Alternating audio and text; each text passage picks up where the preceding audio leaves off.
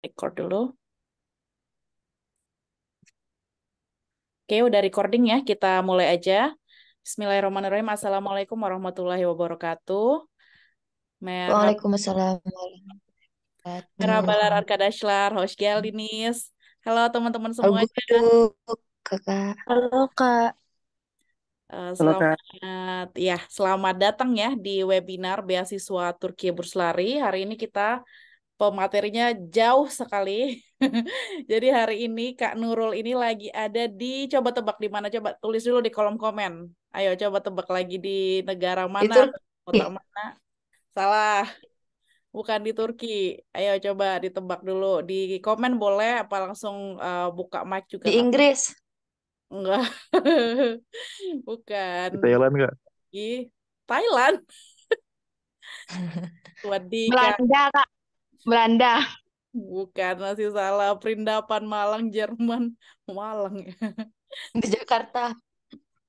Nah, itu udah ada yang benar, bukan di Jakarta juga, tapi di Romania. Tuh, kasih dia yang benar ya. Halo dulu Kak Atirah dari Romania ya. Halo, selamat Eras, sore dan Erasmus juga ya? lanjut. Iya, jadi di Halo. Romania jam berapa sekarang Kak Nurul? Kak Nurul, Kak Tirah aja ya aku panggil ya. Kak Tirah, jam berapa sekarang di Romania?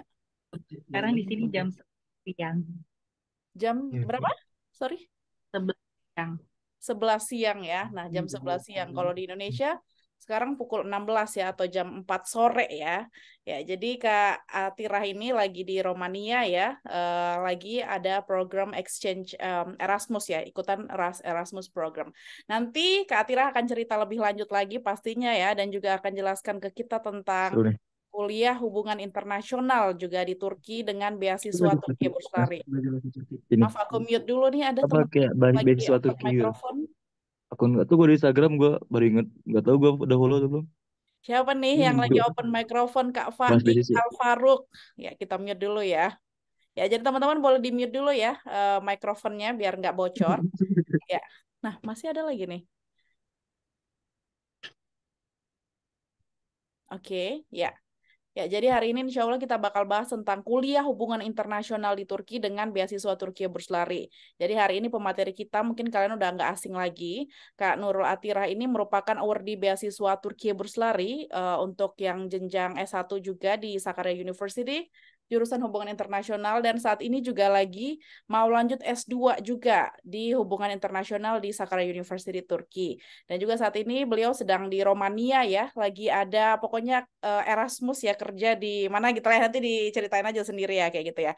Jadi Kak Atir hari ini akan menjelaskan kepada kita, apalagi untuk teman-teman yang mau kuliah jurusan hubungan internasional di Turki dengan beasiswa Turki Burslari, itu kan kalian perlu tahu dulu kuliah HI di sana tuh gimana sih gitu. Nanti akan dikasih tahu langsung oleh ahlinya langsung, pakarnya langsung ya. Tapi sebelum kita mulai ya teman-teman, webinar ini juga diselenggarakan atau disupport ya dari Melek Beasiswa Turki ya, seperti yang teman-teman udah tahu. Aku izin share screen. Jadi Melek Beasiswa Turki ini merupakan platform juga yang biasa kita udah dari sebenarnya udah lama banget ya, udah dari 3 tahun yang lalu juga udah ada Melek Beasiswa ini. Di Telegram juga kita punya ya komunitasnya, ada 8.000 kurang lebih 8.000 peserta ya di Telegram. Dan juga kita juga punya saat ini kita juga lagi buka kelas mentoring beasiswa ya. Jadi selain webinar gratis seperti ini, webinar mingguan gratis seperti ini, kita juga punya mentoring di mana teman-teman bisa investasi ya uangnya. Karena di sini dengan 1 kali daftar kelas teman-teman bisa gratis mentoring untuk seumur hidup gitu. Jadi bukan cuma 1 kali daftar, 1 kali pertemuan, tapi dapat banyak pertemuan dan juga bisa diakses mentornya seumur hidup. Jadi kita ada paket mentoring beasiswa Turki, ada juga kursus bahasa Turki, salah satunya juga ada di sini ada Kak Atirah ya sebagai mentornya juga udah dari beberapa tahun yang lalu juga Kak Atirah sebagai mentor untuk teman-teman yang mau nulis LOI atau esai beasiswa Turki Burslari yang untuk yang S1 ya seperti itu. Jadi teman-teman nanti bisa kepoin aja lagi di apa namanya untuk yang mau ikut kelas mentoring atau bisa join juga grup Telegram ya. Kita juga punya grup Telegram teman-teman di sini kelihatan ya. Kita juga punya grup Telegram. Di sini udah ada 8.000 members ya. Udah lama banget grup Telegram ini. Jadi teman-teman boleh join ini. Setiap harinya aku bagikan informasi-informasi tentang beasiswa luar negeri. Nggak cuma beasiswa Turki ya, beasiswa dan juga opportunity dari luar negeri nih. Teman-teman bisa cek sendiri di sini ya. Jadi rugi banget kalau nggak join. Bahkan udah ada link-linknya ya. Ini misalkan beasiswa ini ada link-linknya kayak gitu ya. Jadi teman-teman bisa join grup Telegramnya dengan bersama 8.000 orang lainnya atau bisa join mentoring beasiswa Turki bersama 2.000 orang lainnya ya. Jadi seperti itu untuk ini ya pembukaannya seperti itu ya. Jadi sekarang kita akan kasih kesempatan untuk Kak Atirah ya. Silahkan perkenalan diri dulu, kemudian bisa sampaikan materinya. Nanti teman-teman kalau misalnya punya pertanyaan, silahkan disimpan dulu. Nanti di akhir acara kita akan ada sesi Q&A dan juga sesi foto bersama kayak gitu ya. Jadi bisa disiapkan dari sekarang dulu kalau misalnya yang cewek mau foto nanti ya. Silahkan Kak Atirah. Oke, terima kasih Kak Fadia atas kesempatan yang udah diberikan ya untuk bisa kenalan dulu nih sama teman-teman semuanya. Sebelum lebih jauh kayak, Kak aku pengen daftar beasiswa Turki dan sebagainya. Terus kayak tertarik hubungan internasional. Sebelum kita ke proses ngedaftar apa-apa kayak gitu, kita perlu sense-nya dulu. Kenapa mau ambil HI di Turki? Apa yang lebih dari HI di Turki daripada misalnya HI di Indonesia? Dan kenapa di kesempatan ini juga Kak Fadia, alhamdulillah ngasih aku kesempatan kembali untuk bertemu dengan teman-teman, sharing dengan teman-teman, karena pada dasarnya aku ingin membagikan pengalaman yang aku dapatkan sebelum masuk ke HI Turki, terus ketika di HI Turki pun juga setelah dari HI Turki apa yang mengubah dalam hidup aku gitu. Jadi ya, itu pembuka dulu sebelum berangkat ke sana. Izinkan aku untuk perkenalan diri dulu. Halo teman-teman sekalian, kenalin nama aku Nurul Atira. Teman-teman bisa panggil juga seperti Kak Fadia, Kak Atira aja. Eh, Terus aku sekarang ini sedang menempuh pendidikan master atau S2 di Universitas Turki jurusan International Relations and European Union. Jadi di sini aku lebih fokus lagi di diplomasi. Jadi major aku itu lebih ke foreign policy dan diplomasi. Nah, selama proses aku S1 ini juga, aku dapat beberapa kesempatan ya. Misalnya kayak tadi Kak Fadia nanya ya, sekarang aku lagi di mana? Sekarang betul tadi ada yang ngejawab betul. Aku sekarang lagi ada di kota Bukares, Romania. Sekarang aku sedang mengikuti program dari Erasmus. Erasmus program ya. Jadi itu adalah program yang dibiayai oleh European Union untuk mahasiswa-mahasiswa yang bekerja sama dengan negara yang ada di dalam ruang lingkup mereka. Misalnya contohnya Turki. Turki salah satu negara yang menerima manfaat dari beasiswa atau dana hibah dari European Union untuk program Erasmus ini. Untuk program Erasmus ini sendiri juga terbagi-bagi gitu loh teman-teman. Ada yang buat exchange untuk belajar, ada juga yang buat internship atau traineeship gitu. Jadi semacam pelatihan. Sedangkan yang aku ikutin sekarang ini adalah untuk internship atau magang. Jadi teman-teman sekalian, alhamdulillah aku juga sekarang udah jalan 2 bulanan lebih. Aku lagi magang di Kedutaan Besar Republik Indonesia di Bukares. Dan alhamdulillah dapat kesempatan magang di sini ya. Jadi aku bisa langsung mempraktikkan gitu apa yang aku pelajarin di HI Turki langsung uh, di kehidupan di praktik realnya gitu. Karena kan selama ini misalnya kayak di HI aku belajar tentang diplomasi dan apa sebagainya, akhirnya aku dapat kesempatan buat ngeliat apa sih sebenarnya yang dikerjain di kedutaan itu, apa sih sebenarnya manfaat aku belajar HI dan sebagainya macamnya itu.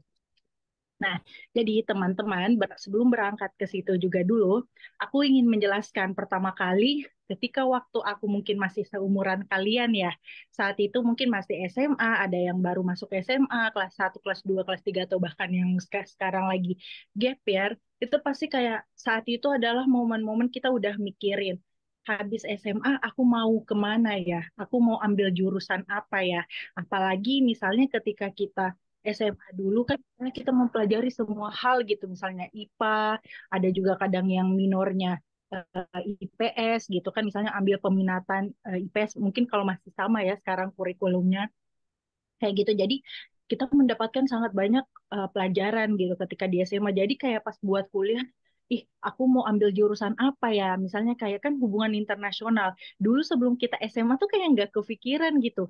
HI itu pelajarin apa sih, atau misalnya kayak apa ya jurusan-jurusan lainnya yang nggak kita pelajarin gitu pas SMA. Jadi kita sudah mulai ada curiosity gitu. Kita udah mulai cari tahu sebenarnya aku ini minatnya di mana sih, aku pengen kemana sih. Jadi sebelum misalnya kayak aku dulu ya teman-teman, ketika di seumuran kalian, saat itu aku berpikir kira-kira minat aku apa ya? Apa ya yang kira-kira aku ingin pelajarin, namun aku senang dengan mempelajari hal itu. Jadi aku bukan tertekan mempelajarin hal itu, atau aku bukan karena ya udah ikut-ikutan tren ingin ambil jurusan itu. Karena ketika kalian misalnya sudah memutuskan untuk ambil jurusan, itu kalian harus menjalaninya. Apalagi misalnya kalau kalian mau ambil di Turki, itu kalian harus ngejalaninnya normalnya adalah 5 tahun. Jadi kalau misalnya sebelum memutuskan untuk mengambil keputusan, aku pengen ambil jurusan HI, aku pengen ambil jurusan misalnya teknik, aku pengen ambil jurusan sejarah, sosiologi, dan sebagainya, aku harus tahu dulu ketika aku ambil jurusan itu, kira-kira nantinya di dalam situ ilmu apa yang akan aku dapatkan. Dan sekiranya praktek apa yang bisa aku lakukan ketika mengambil jurusan itu.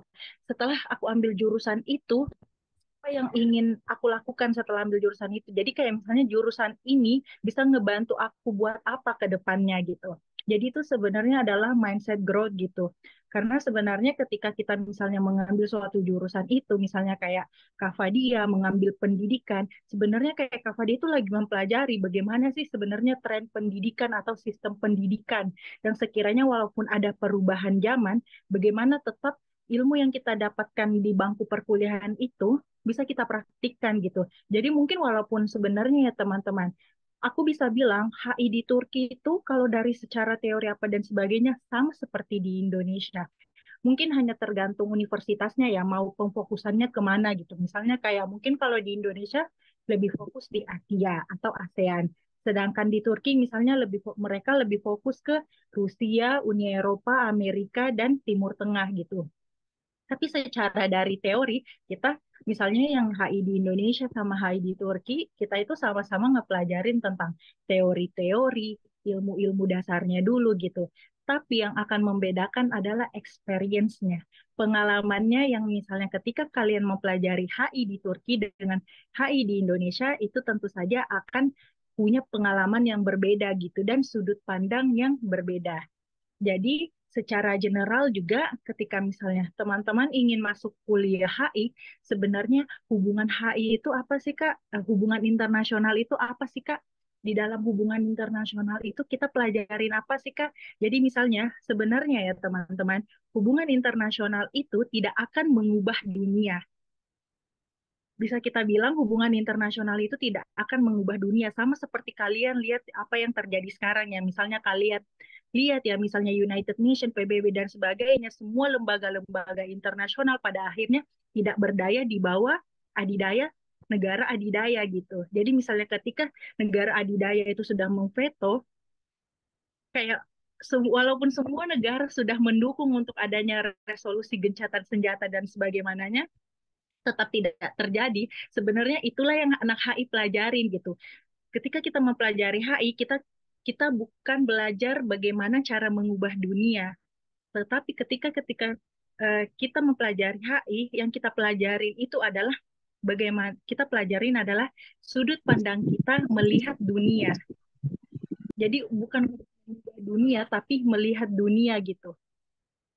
Misalnya dari seorang kayak ketika kita pelajarin HI, kita akan melihatnya bukan seperti orang awam gitu. Misalnya kayak kenapa ya misalnya si negara ini melakukan ini gitu. Si negara ini jahat ya, si negara ini kenapa tidak mendukungnya dan sebagainya.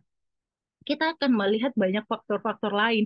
Kira-kira di belakang alasan mereka melakukan keputusan tersebut, misalnya ada beberapa negara yang mendukung atau ada beberapa negara yang bahkan tidak bersuara ataupun yang sangat lantang bersuara, itu pasti ada latar belakangnya gitu. Dan kita sebagai anak HI itulah yang kita lihat gitu, kayak apa sih sebenarnya yang mendorong negara-negara tersebut untuk seperti itu gitu. Jadi kita lebih dilatih untuk analytical thinkingnya, critical thinkingnya, analisisnya. Jadi eh, kita lebih menganalisis gitu. Kira-kira misalnya negara ini atau misalnya suatu keputusan luar negeri diambil dan seperti itu kenapa gitu diambilnya? Pasti ada perhitungan-perhitungannya. Jadi, karena kompleksitas HI yang sangat kompleks dalam melihat dunia, di kelas HI itu sendiri kita banyak sekali ada ilmu-ilmu dasar dulu yang kita pelajarin di semester-semester awal. Contoh ya, aku masuk nih, misalnya ke Kak di HI Turki itu belajar apa sih? Misalnya kayak semester-semester awal mungkin sama ya, kalau misalnya teman-teman udah tertarik di HI dan cari-cari tahu apa sih namanya informasi tentang HI di Indonesia itu kurikulumnya seperti apa. Misalnya teman-teman lihat kayak di Indonesia itu ada ilmu dasar dulu. Nah, di sini juga sama. Di sini kita pertama itu pasti yang kita pelajarin adalah international relations. Jadi introduction dulu. Kita masuk ke introduction-nya, hubungan internasional itu apa. Terus setelah itu kita masuk ke ilmu-ilmu dasar lainnya, ke introduction lainnya seperti ekonomi, hukum, politik. Nah, itu baru yang di awal-awal. Serta masih ada juga kadang misalnya kelas matematika dasar itu masih ada di tahun pertama dan bahasa. Setelah itu baru akan fokus masuk lagi ke kita diajarin tentang research method sebagai seorang akademisi atau misalnya sebagai seorang mahasiswa, gimana dalam kita mengemukakan pendapat, menuliskan pendapat, dan misalnya kayak artikel-artikel, analisis-analisis. Kita akan diajarin bagaimana cara menulis secara akademik. Terus setelah itu, apalagi yang kita pelajarin, kita udah mulai masuk kayak ke teori-teorinya. Misalnya dalam hubungan internasional itu ada teori-teori apa saja gitu. Jadi sebenarnya untuk hubungan internasional itu sendiri, ini adalah suatu keilmuan baru ya teman-teman.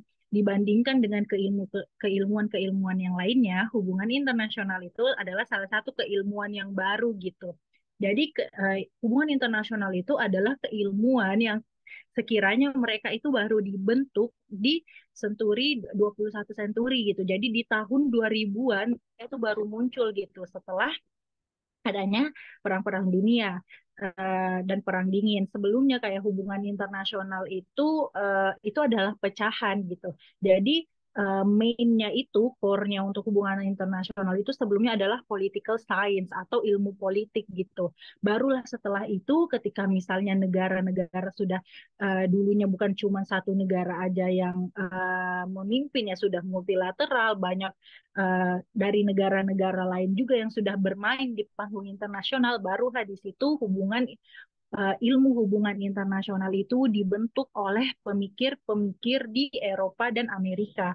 Makanya tidak mengherankan ya teman-teman kalau misalnya nanti ketika teman-teman mempelajari ilmu HI, itu pasti banyak banget pemikir-pemikir atau teori-teori yang dikemukakan dari akademisian atau politisian dari negara-negara Eropa ataupun misalnya Amerika gitu. Karena sebelumnya ya hubungan internasional ini lahir dari mereka gitu. Karena mereka yang mecahin hubungan internasional ini dari political science. Jadi itu seperti itu untuk gambaran singkatnya ya. Sekiranya kalau misalnya di Turki ketika masuk hubungan internasional di tahun-tahun awal itu belum belum membedakan dengan HI di Indonesia.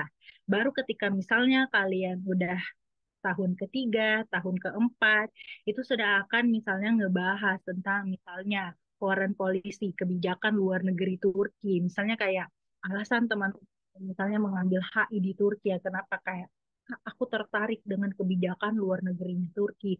Kok bisa mereka gitu sangat kayak bertahan di tengah-tengah misalnya kayak ada pengaruh-pengaruh negara besar di sekitarnya. Misalnya ada Rusia, ada Uni Eropa, ditekan lagi juga sama Amerika, tapi mereka juga tetanggaan sama negara-negara berkonflik gitu. Gimana sih mereka bisa stabil, secil, setenang itu gitu. Padahal misalnya tetangga-tetangga mereka itu, kalau misalnya teman-teman lihat ya, dari peta itu sekitar Turki itu adalah negara-negara yang sedang berkonflik. Misalnya ada Suriah. Syria, Irak, Afghanistan, Iya. Yaman. Jadi kayak Turki ini gimana biar bisa mereka tuh tidak pecah juga dan dipecah seperti negara-negara sampingnya gitu Oh karena bisa masih misalnya aman aja gitu ya Kak? Tirah ya. Hmm, Yang Sebenarnya kan samping seperti lagi perang padahal. karena kan seperti misalnya kayak kita lihat ya kayak negara-negara di sampingnya itu kan sebenarnya yang pecahin mereka itu adalah bukan dari negaranya sendiri, tapi ada peran-peran aktor-aktor dari luar negara itu sendiri. Misalnya kayak di Syria, di Yemen, itu kan sebenarnya dalamnya di belakang negara itu yang ada jadinya pecah siapa? Misalnya kayak di Yemen, sebenarnya yang mecahin perang di Yemen itu siapa? Saudi Arabia gitu, Arab Saudi. Jadi misalnya kayak negara kayak negara-negara itu sebenarnya sekarang lagi dipermainkan sama negara lain untuk ada perang gitu. Sedangkan Turki, walaupun misalnya kayak sekarang Turki sedang mengalami krisis ekonomi ya, atau misalnya kita bilang dengan inflasi Turki yang sangat bukan main-main tingginya gitu di 1-2 tahun belakangan, tapi mereka bisa tetap stabil gitu, kayak tidak ada demo besar-besaran, tidak ada perpecahan di antara negaranya yang ingin memisahkan diri ataupun dan sebagian. Paling di Turki itu hanya mereka ingin menggulingkan pemerintahnya biasanya. Berkaca dari sejarah mereka sebelumnya, mereka itu seringkali mengkudeta pemimpinnya gitu. Sampai akhirnya terakhir kali itu mereka ingin menggulingkan pemerintahannya di tahun 2016 apa 15 ya. Itu kan mereka gagal gitu.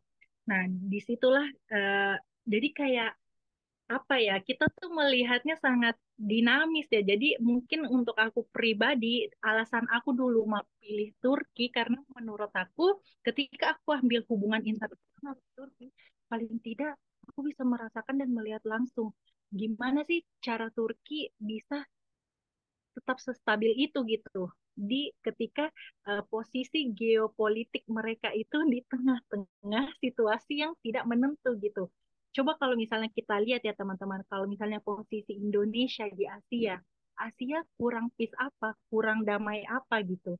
Kayak kita lihat di Asia, paling ada cuma dispute-dispute kayak konflik-konflik kecil sedikit. Misalnya kayak di Laut Cina Selatan antara Cina, Indonesia, dan negara-negara yang punya zona batas ekonomi yang berselisih itu ya. Tapi kita nggak ada perang-perang antara sesama negara gitu kalau di Asia. Sedangkan kayak di Turki itu banyak banget di sekelilingnya gitu, tetapi mereka selalu tetap bisa mengambil peran. Mereka masih bisa menaruh kaki di Rusia, mereka masih bisa menaruh kaki di Eropa, dan mereka juga masih bisa menaruh kaki di Amerika gitu. Dan seperti misalnya teman-teman, kalau misalnya teman-teman ikutin juga ya, pemimpin Turki itu sering sekali bicara di persatuan bangsa-bangsa dengan suara lantangnya itu. Pemimpin Turki tuh mereka confidence banget gitu, selalu bilang misalnya kayak dunia itu lebih besar dari 5. Maksudnya apa ini dunia lebih besar dari 5? Kayak dunia Beş Buyuktur gitu. Beş dan Buyuktur itu artinya maksudnya 5 ini adalah 5 negara yang memegang hak veto atau hak untuk bilang tidak ketika misalnya ada suatu resolusi yang diajukan oleh negara-negara lain gitu. Jadi misalnya kayak kemarin ketika ada bahkan masih sampai sekarang ya, ketika ada konflik ini ya, konflik di Palestina dan Israel, itu tuh kayak misalnya ketika semua negara sudah mengajukan resolusi untuk gencatan senjata, tetapi ketika misalnya Amerika bilang tidak, resolusi itu tidak bisa diajukan oleh PBB gitu. Karena ya sebenarnya juga PBB adalah produk buatan ya, kembali lagi ke negara si super adidaya ini. Jadi sebenarnya ya uh, walaupun ya misalnya kayak pasti sekarang orang-orang berpikir apa gunanya sih PBB dan sebagainya, udah hancurin kayak gini, tapi ya sebenarnya itu adalah realita politik yang kita hadapin, realita kehidupan yang kita hadapin gitu. Tapi tidak memungkiri juga ya, tidak menutup kemungkinan. Jadi misalnya mungkin kita yang kita lihat sekarang yang paling besar adalah Palestina Israel ya sekarang. Tapi tanpa kita melupakan ada konflik-konflik lain gitu, konflik-konflik lain yang terjadi di negara lain. Misalnya bagaimana penghuni Rohingya di Myanmar, Uighur di Cina dan sebagainya, dan negara-negara Balkan, bahkan negara-negara Afrika pun misalnya kalau Indonesia dan apa sebagainya, itu masih tetap diurus gitu sama mereka. Cuman memang ada hal-hal yang kita bisa bilang ya sebenarnya mereka ini juga adalah double standar gitu atau standar ganda ketika mereka mengimplementasikan satu standar misalnya kayak yang kayak ini bersalah gitu. Tetapi ketika misalnya itu tidak sesuai dengan kepentingan politik mereka, mereka tidak akan mendukungnya gitu. Jadi sebenarnya kalau yang ngebuat aku dulu alasan aku memilih Turki itu sebenarnya itu, apalagi kan dulu aku juga sangat penasaran gitu. Kira-kira apa sih yang ngebuat Presiden Turki seberani itu buat ngomong di depan umum, buat sangat percaya diri gitu, kayak Turki tuh sering sekali loh menentang kayak negara-negara besar gitu. Padahal seperti misalnya kayak kita tahu ya, kalau misalnya ketika kita menentang suatu negara yang besar, bagaimana kalau negara itu menurunkan sanksi ekonomi dan sebagainya? Di tahun 2018, Turki itu pernah kena sanksi ekonomi dari Amerika dan satu-satunya negara yang membatalkan dengan peminjaman. Jadi sebenarnya kayak invasi-invasi di Turki itu pertama kali dimulai ketika di tahun 2018 Turki kena sanksi ekonomi itu. Jadi ini sebenarnya di sini aku kayak mulai menceritakan ke kalian alasan aku memilih HI gitu. Jadi aku juga pengen misalnya pengalaman aku juga ya dari ngajar kelas-kelas HI, kelas-kelas LOI kemarin apa dan sebagainya, untuk teman-teman yang misalnya kayak memilih HI. Jadi saran aku misalnya ketika memang kalian ingin brainstorming ide nanti, alasan kalian memilih HI jadi spesifik gitu, udah lebih masuk, bukan hanya karena kayak Turki negara dua benua, Turki negara indah dan sebagainya, tapi memang lebih sudah masuk ke substansi gitu. Kenapa ingin memilih belajar jurusan itu di Turki gitu, apa latar belakangnya gitu. Terus apalagi ya, misalnya kayak di Turki gitu, apa sih yang ngebedain kelas HI dengan di Turki dengan yang lainnya? Misalnya kayak sebenarnya secara kultur general ya, ketika teman-teman misalnya belajar di Turki, kayak misalnya kita di Indonesia, teman-teman kita semuanya orang Indonesia, sudut pandangnya semua ya bisa dibilang hampir mirip-mirip gitu. Tapi ketika teman-teman berkesempatan kuliah ke luar negeri, teman-teman pertama pasti belajar hidup mandiri, sudah pasti jauh dari rumah. Bedanya di sini mandirinya, merantaunya bukan lagi mandiri, kita pergi ke pesantren atau kita pergi ke asrama, ngekos dan sebagainya, tapi ini udah harus mandiri di suatu tempat asing yang teman-teman belum pernah ke sana sebelumnya, tidak tahu orang-orangnya seperti apa, jauh dari keluarga, teman, dan tidak tahu bahasanya. Belum lagi kalau ternyata tidak cocok makanannya dan sebagainya. Udahlah makin merana teman-teman, kayak aku pengen ini, tapi aku nggak ngerti bahasanya. Jadi kayak itu pasti akan menjadi salah satu tantangan gitu. Tetapi ketika teman-teman sudah bisa menghadapi tantangan itu, karena kan misalnya kalau teman-teman ngambil kuliah di Turki ya, itu kan akan dibekalin ya dengan bahasa Turki pun juga, misalnya kalau udah ada yang mau tahu dari sejak sekarang, kan sekarang banyak banget ya menawarkan kelas bahasa Turki. Contohnya misalnya kayak di platform Melek Beasiswa ini, kita juga pada akhirnya memfasilitasi ya untuk belajar bahasa Turki dasar. Jadi setidaknya walaupun ketika kita udah pergi ke Turki, kita udah tahu-tahu sedikit lah. Jadi kayak nggak asing-asing banget gitu, nggak culture shock banget ketika sampai di Turki. Terus misalnya juga ketika teman-teman kuliah di Turki, teman-teman akan punya banyak teman-teman internasional lainnya. Yang di situ pasti teman-teman akan ngelihat perbedaan pendapat. Oh, orang dari misalnya Afrika berpikir seperti ini ya. Dari negara-negara Balkan seperti ini ya. Dari negara-negara Eropa Timur seperti ini ya. Oh, dan atau misalnya dari teman-teman dari negara-negara Timur Tengah, Arab seperti ini ya. Jadi misalnya apa yang teman-teman lihat di media, dan misalnya ketika teman-teman bertemu langsung dari orang negara tersebut, itu tuh pasti akan kayak, menurut aku pribadi ya, kayak awalnya tuh kayak mind blowing gitu. Kayak misalnya kan media selama ini mencerminkan orang-orang dari negara ini misalnya seperti ini, seperti A, B, C. Terus ternyata terus kita ketemu langsung, berinteraksi langsung, oh beda ya gitu. Kita walaupun tidak bisa mengeneralkan, tapi at least kita tahu gitu. Oh ternyata gini ya karakter mereka. Oh pantesan ya kalau misalnya alasan terjadinya hal-hal ini itu misalnya di negara mereka seperti ini seperti ini. Misalnya kayak kita lihat kayak kenapa ya Turki misalnya kayak adem-adem ayem aja, nggak banyak demo dan sebagainya. Oh begini ya ternyata misalnya karakter orang Turki dan sebagainya. Itu pasti teman-teman akan mempelajarinya. Dan apalagi misalnya ketika teman-teman pilih HI ya, kan di HI itu nanti ada teknik diplomasi, negosiasi, dan sebagainya. Itu pasti akan diajarkan dengan mendapatkan keuntungan fasilitas teman-teman punya banyak teman dari negara-negara lain itu pasti akan sangat membuka perspektif teman-teman. Jadi teman-teman itu nggak bisa langsung ngejudging gitu ataupun langsung misalnya ini seperti ini, seperti ini, seperti ini. Karena pasti karena pemikiran sudut pandang teman-teman itu akan lebih terbuka gitu. Dan juga pastinya teman-teman akan sangat belajar tentang komunikasi gitu. Kayak gimana sih berkomunikasi sama orang yang lebih tua, orang yang seumuran dan di bawah kita, ataupun bagaimana caranya berkomunikasi dengan orang penting gitu. Bagaimana cara kita sebagai kayak misalnya mahasiswa, anak yang baru lulus dari SMA dan sebagainya, kita bisa punya courage, keberanian, confidence untuk bicara mengemukakan pendapat gitu. Misalnya di depan dosen kita, misalnya di depan misalnya kayak pejabat-pejabat, atau misalnya kayak jujur ya teman-teman. Jadi kalau teman-teman misalnya kayak di Turki ya, itu teman-teman bisa kayak sering banget dapat kesempatan ketemu dengan gubernurnya, kayak wali kotanya, kayak kita sendiri aja Kak Fadia udah berapa kali gitu kayak ketemu dengan misalnya papasan dengan gubernurnya provinsi di Turki gitu. Jadi kayak untuk ketemu dengan pejabat-pejabat di sini tuh udah biasa. Terus misalnya kayak apalagi ya sebenarnya ya teman-teman, salah satu menurut aku yang paling aku sukain juga di Turki, kelebihan belajar di Turki itu, gila di Turki itu banyak banget program-program yang sangat mendukung di luar kelas gitu.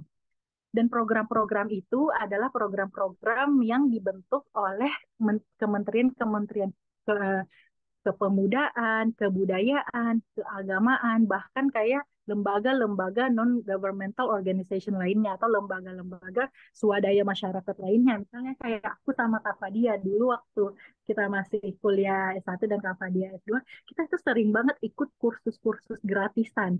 Jadi kalau misalnya kayak kita udah bosan, mumet belajar di kelas dan sebagainya, itu apa ya kegiatan di luar kelas itu sangat banyak gitu. Misalnya teman-teman ingin mempelajari hal lainnya, menulis, fotografer, seni dan sebagainya, itu tuh ada difasilitasin sama mereka gitu. Dan itu juga gratis gitu. Jadi kayak bagaimana teman-teman nantinya ini aja sih apa namanya aktif-aktif aja cari informasi ikut kegiatan karena sebenarnya kalian nggak akan bosan kok kayak gitu pasti ada aja tawaran-tawaran gitu buat ikut kegiatan ini ikut kegiatan itu. Terus juga misalnya salah satu keuntungannya apa di Turki itu banyak banget kegiatan-kegiatan internasional ya Kak Fadia, misalnya kayak ada konferensi-konferensi, seminar-seminar, dan biasanya rata-rata kegiatan itu tuh udah dibiayain oleh pemerintah setempat gitu. Jadi mereka udah ada sponsorship yang gimana kalau kita ikut misalnya itu tuh udah gratis gitu. Jadi itu juga salah satu keuntungan kalau misalnya kita belajar di sini gitu. Misalnya kayak di sini ada ya TRT Next Forum atau misalnya untuk yang ambil jurusan jurnalis ada journalism camp dari ICYF. ICYF itu pecahan dari ini ya itu kayak Kementerian Kepemudaannya dari Negara Persatuan Islam gitu. Jadi misalnya kayak mereka punya banyak banget kerjasama-kerjasama dengan pihak-pihak internasional lainnya gitu. Sedangkan kalau misalnya kayak kita di Indonesia kan kadang kita pusing ya Kak Fadia ngajuin cari dana biaya buat ikut kegiatan ini kemana ke kampus. Itu pun kalau kita ngajuin ke kampus masih mending gitu kalau dapat pembiayaan. Tapi kadang kan susah juga ya birokrasi dan regulasi. Sedangkan kalau kayak di sini kita mau ikut-ikut program atau dan sebagainya itu rata-rata sudah dibiayai gitu. Itu salah satu keuntungan yang paling aku rasain juga sih selama belajar di sini. Plus mungkin belum kita ya nantinya. Salah satu juga menurut aku ya teman-teman, yang paling aku highlight dari pengalaman aku belajar HI di Turki atau aku belajar di Turki adalah aku dapat aku bisa dapat kesempatan untuk ikut banyak program ke luar negeri gitu. Karena Turki itu punya banyak kerjasama. Misalnya aku jadi bisa ikut program-program Erasmus untuk belajar ke negara-negara Eropa dan itu dibiayain gitu. Kita dapat beasiswa buat belajar ke sana gitu. Kapan lagi kita bisa dapat kesempatan untuk pergi belajar ke negara Eropa. Walaupun misalnya Erasmus juga punya kerjasama dengan Indonesia, tapi sedikit sekali kampus-kampus yang bekerja sama dan itu pun masih kayak banyak biaya-biaya tambahannya gitu. Sedangkan kalau kayak di Turki mereka tuh sudah punya skema pembiayaan yang sangat menguntungkan gitu untuk yang ikut. Jadi misalnya kita nggak perlu bayar lagi tentang biaya uang sekolahnya ketika misalnya kita ikut pertukaran belajar dan sebagainya, malah kita juga dapat uang saku. Pun misalnya kayak kita bisa magang banyak di tempat-tempat yang kayak penguntungan gitu. Misalnya kita mau magang ke luar negeri, kita mau magang ke Eropa.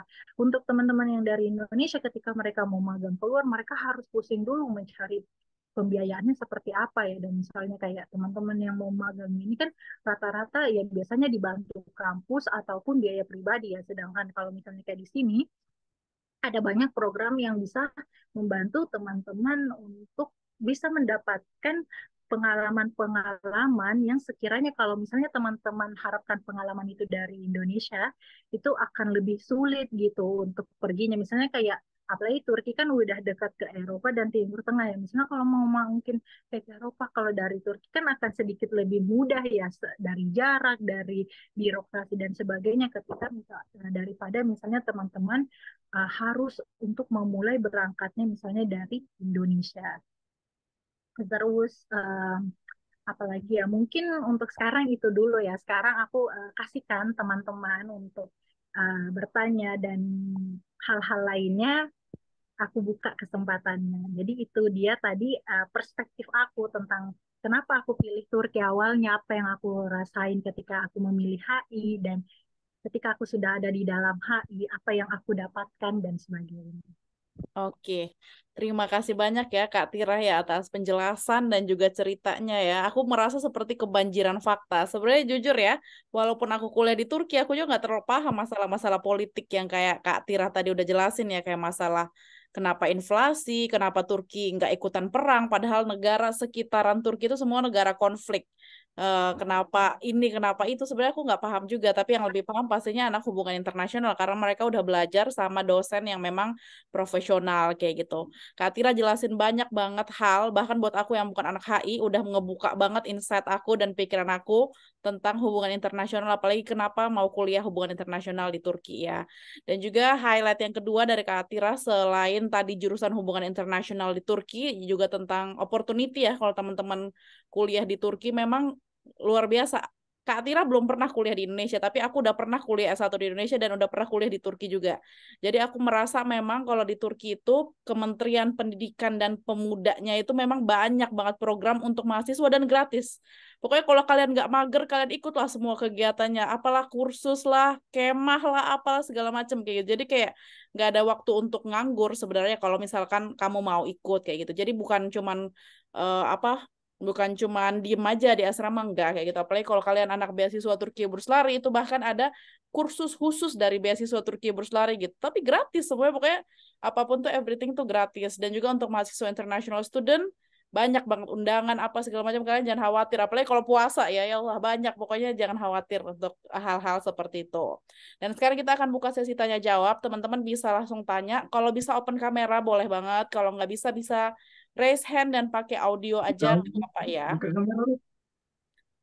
Sebelum sesi pertanyaan, aku mau kasih tahu dulu teman-teman boleh join grup Telegram Melek Beasiswa ya. Tadi barusan udah aku kirim ininya, linknya itu ya di situ ya, di kolom chat ya.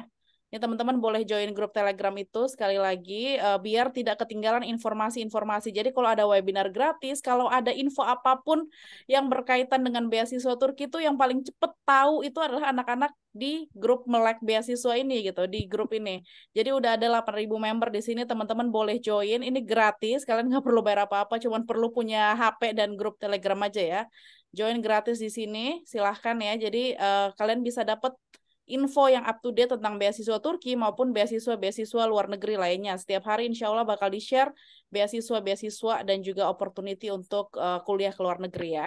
Dan juga Kak Atira ini juga merupakan mentor ya, salah satu mentor dari kelas ini, kelas LOI ya. Jadi kelas menulis esainya dari Melek Beasiswa ini kita udah 3 tahun ya. Jadi Kak Atira ini memang merupakan mentor. Nanti kalau teman-teman ikut kelas mentoringnya nanti bakal langsung diajarkan sama Kak Atira di kelas mentoring ini. Jadi kalian bakal 1 kali daftar gratis mentoring seumur hidup. Atau kalau kalian mau private juga sama Kak Atira boleh banget ya. Nanti bisa langsung hubungi WhatsApp admin. Kalian juga bisa join kelas-kelas yang lain kayak misalnya kelas membuat CV, kelas ngisi beasiswa Turki Burs Lari. Pokoknya semua apapun yang kalian butuhkan tentang beasiswa Turki Burs Lari mulai dari daftar dari nol sampai submit kalian bisa join kelas ya, kelas mentoring seperti itu. Aku stop sharing dulu karena udah banyak yang bertanya di sini. Masya Allah. Dari mana nih? Dari yang paling depan gak sih kalau yang nanya itu? Ini dari ada Kak Siti Nurjanah mungkin ya di sini. Selanjutnya Kak Hidra, Kak Pahmi, Kak Puspa, Kak Faid, Kak Mushmiratul, dan seterusnya ya. Jadi kita mulai dulu dari Kak Siti Nurjanah, silahkan. Halo Kak. Halo. Halo. Halo Kak, aku sekarang lagi tomer di Turki nih. Mhm. Iya. Eh, kan aku mau ikut YTB. Nah, kalau misalkan kita kuliah di Turki ya Kak, misalkan kita ngambil HI ataupun ngambil apa gitu. Nah, setelah pulang ke Indonesia untuk prospektif kerjanya gitu ya, itu ada penyetaraan atau ada pengulangan gitu nggak Kak? Iya. Misalkan hubungan internasional di Turki nih misalkan. Nah, misalkan udah selesai kita kerja, kita pulang ke Indo. Itu ada penyetaraannya lagi atau ada pengulangan belajarnya lagi atau gimana? Oke. Ya, Udah gitu makasih ya, Kak. Kak Siti ya. Makasih, Eh, Kak. apa semua pertanyaannya kita langsung tampung ya, soalnya kalau biasa dijawab satu-satu tuh nggak kelar. Jadi aku langsung catat aja pertanyaannya, nanti terakhir baru Kak Atira sama aku bakal bantu jawab semuanya ya. Kak Siti Nurjana tadi Kak, oh ya oke. Ini ya penyetaraan ya, oke. Selanjutnya boleh kita lanjut ke Kak Hidra ya. Halo, selamat Kak. Halo, Suaraku ada di sana, Kak. kedengeran? Oke, jadi sebelumnya perkenalkan saya Ridwan, Kak. Saya salah satu mahasiswa yang kuliah di Indonesia. Ini ada beberapa pertanyaan, Kak, yang ingin Ridwan tanyain. Yang pertama itu mengenai surat rekomendasi. Mhm. Waktu itu Kakak pernah bahas mengenai untuk email surat rekomendasi ke apa? Ke dosen atau ke profesor tujuan kampus kalau misalkan memang bisa kayak gitu. Nah, Ya, ini Ridwan pengen coba email Kak. Nah, untuk email profesor atau dosen itu menurut Kakak langsung emailnya saja atau isi email itu kita buat ke versi Word-nya dulu. Nah, terus Ridwan kan tidak terlalu bisa berbahasa Inggris nih Kak. Apakah di email itu saya boleh minta izin untuk berkomunikasi via Zoom untuk membahas mengenai untuk mengenai permintaan permintaan saya lebih lanjut dan meminta izin untuk menambahkan satu teman saya untuk sebagai jembatan atau translator pada saat komunikasi itu, Kak. Terus pertanyaan kedua, untuk email profesor itu sendiri, menurut Kakak bagusnya menggunakan bahasa Inggris atau bahasa Turki? Terima kasih, Kak. oke. Iya, sama-sama. Kemudian kita lanjut ke Kak Pahmi ya, Pahmi Ahmad. Bismillahirrahmanirrahim. Assalamualaikum Kak Fadiah, Kak Atira. Waalaikumsalam warahmatullahi wabarakatuh. Izin bertanya, Iya. buat yang pertama, apakah di jurusan HI ini kita harus suka politik gitu Kak? Soalnya untuk saat ini saya belum terlalu suka dalam politik gitu.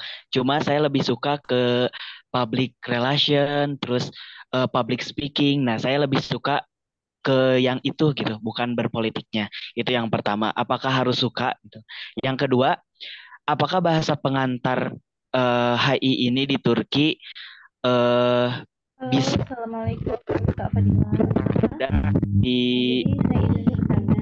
Jadi di sini Bentar ya, maaf, ini saya masih ada masih yang bertanya. bisa dikatakan SMA, terus ingin bergabung juga mendapatkan beasiswa. Oke, mohon maaf. Lah, ya. Yang kedua ini buat bahasa pengantarnya, apakah ada yang berbahasa Turki gitu kan? Jadi biar kayak saya gak usah ngelampirin TOEFL dan lain sebagainya. Itu aja, cuma dua. Terima kasih Kak Fadia dan Kak Atira. Oke, Assalamualaikum. sama-sama. Waalaikumsalam warahmatullahi wabarakatuh. Teman-teman kalau mau bertanya mohon tunggu ini dulu ya, gilirannya dulu ya. Aku sambil nyatet ini di HP. Jadi jangan langsung ngomong, tunggu gilirannya dulu ya. Sebentar biar nggak berantakan gitu suaranya. Oke, selanjutnya ini Kak Puspa ya. Silahkan Kak Puspa. Halo, Assalamualaikum Kak. Waalaikumsalam warahmatullahi wabarakatuh. Oke, Kak, mungkin aku ada 3 pertanyaan, tapi aku langsung cepat aja. Yang pertama itu, kalau buat pemilihan univ nih Kak, kan aku udah ngecek di Study in Turkey sama di websitenya YTB langsung, tapi hasilnya itu beda. Maksudnya di Study in Turkey itu tuh lebih banyak gitu listnya. Terus pas ngecek di YTB-nya langsung, kan saya kan mau buat master kan.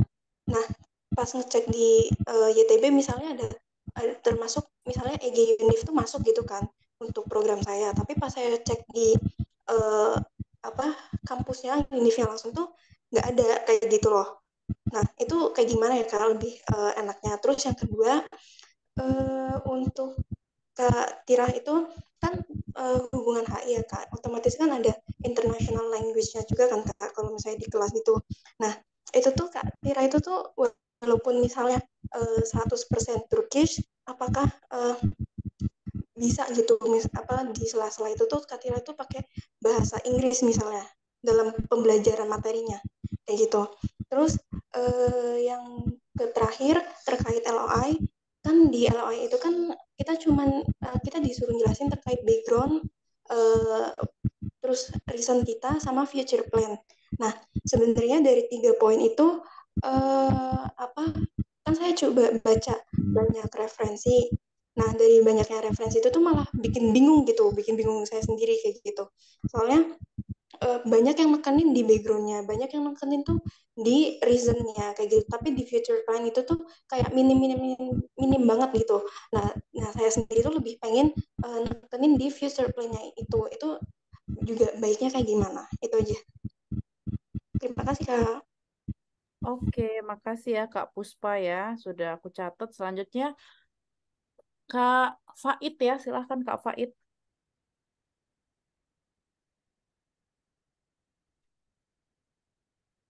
Masih mute Kak Faid. Emang, merhaba. Merhaba. Gunaiden, Teh Fadia, Teh Nurul. Günaydın. Um, saya Faid Al-Farouk. Saya sekarang lagi S1 di Aro University, jurusan Ilahiyat Arabca. Nah, pertanyaan saya bisa nggak daftar YTB ini, tapi sambil jalanin kuliah saya? Terus kayak apa benefitnya, terus apa kesulitan bagi saya sebagai mahasiswa S1 Turki ini buat daftar lagi di tahun depan? Sekarang saya lagi di Hazırlık, Kak. Kelas Hazırlık. Hazırlık Arapça ya. Iya, secara kan ijazah saya ketahan di Orange Suleri buat dengklik rendezvous kemarin. Mhm. Terus apa juga benefitnya? Apa juga kelebihannya? Apakah ada em, kemudahan bagi saya buat karena saya udah di Turki gitu atau lebih sulit gitu? Iya, kok Kak Faid udah tomer belum? Tomer belum nggak? Oh, Hazırlık dulu. Hazırlıknya Arabca Arabca. Nggak ngambil tomer nanti. Tomernya semester depan kali gak? Oh, gitu. Oke. Heeh. Oke. Udah ditulis. Udah Kak Faid. Saya Oke, Ricader. Selanjutnya Kak Mushmiratul ya, silahkan.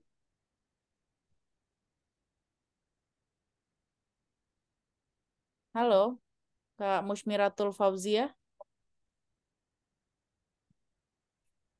Kalau belum ada, kita boleh lanjut ya ke Kak Dea Sinma Chandela, silahkan. Candela. Halo, Halo. ya halo Kak Fadia sama Kak Atira. Bisa Sorry dengar? Kak Mushmiratul dulu. Iya, silahkan.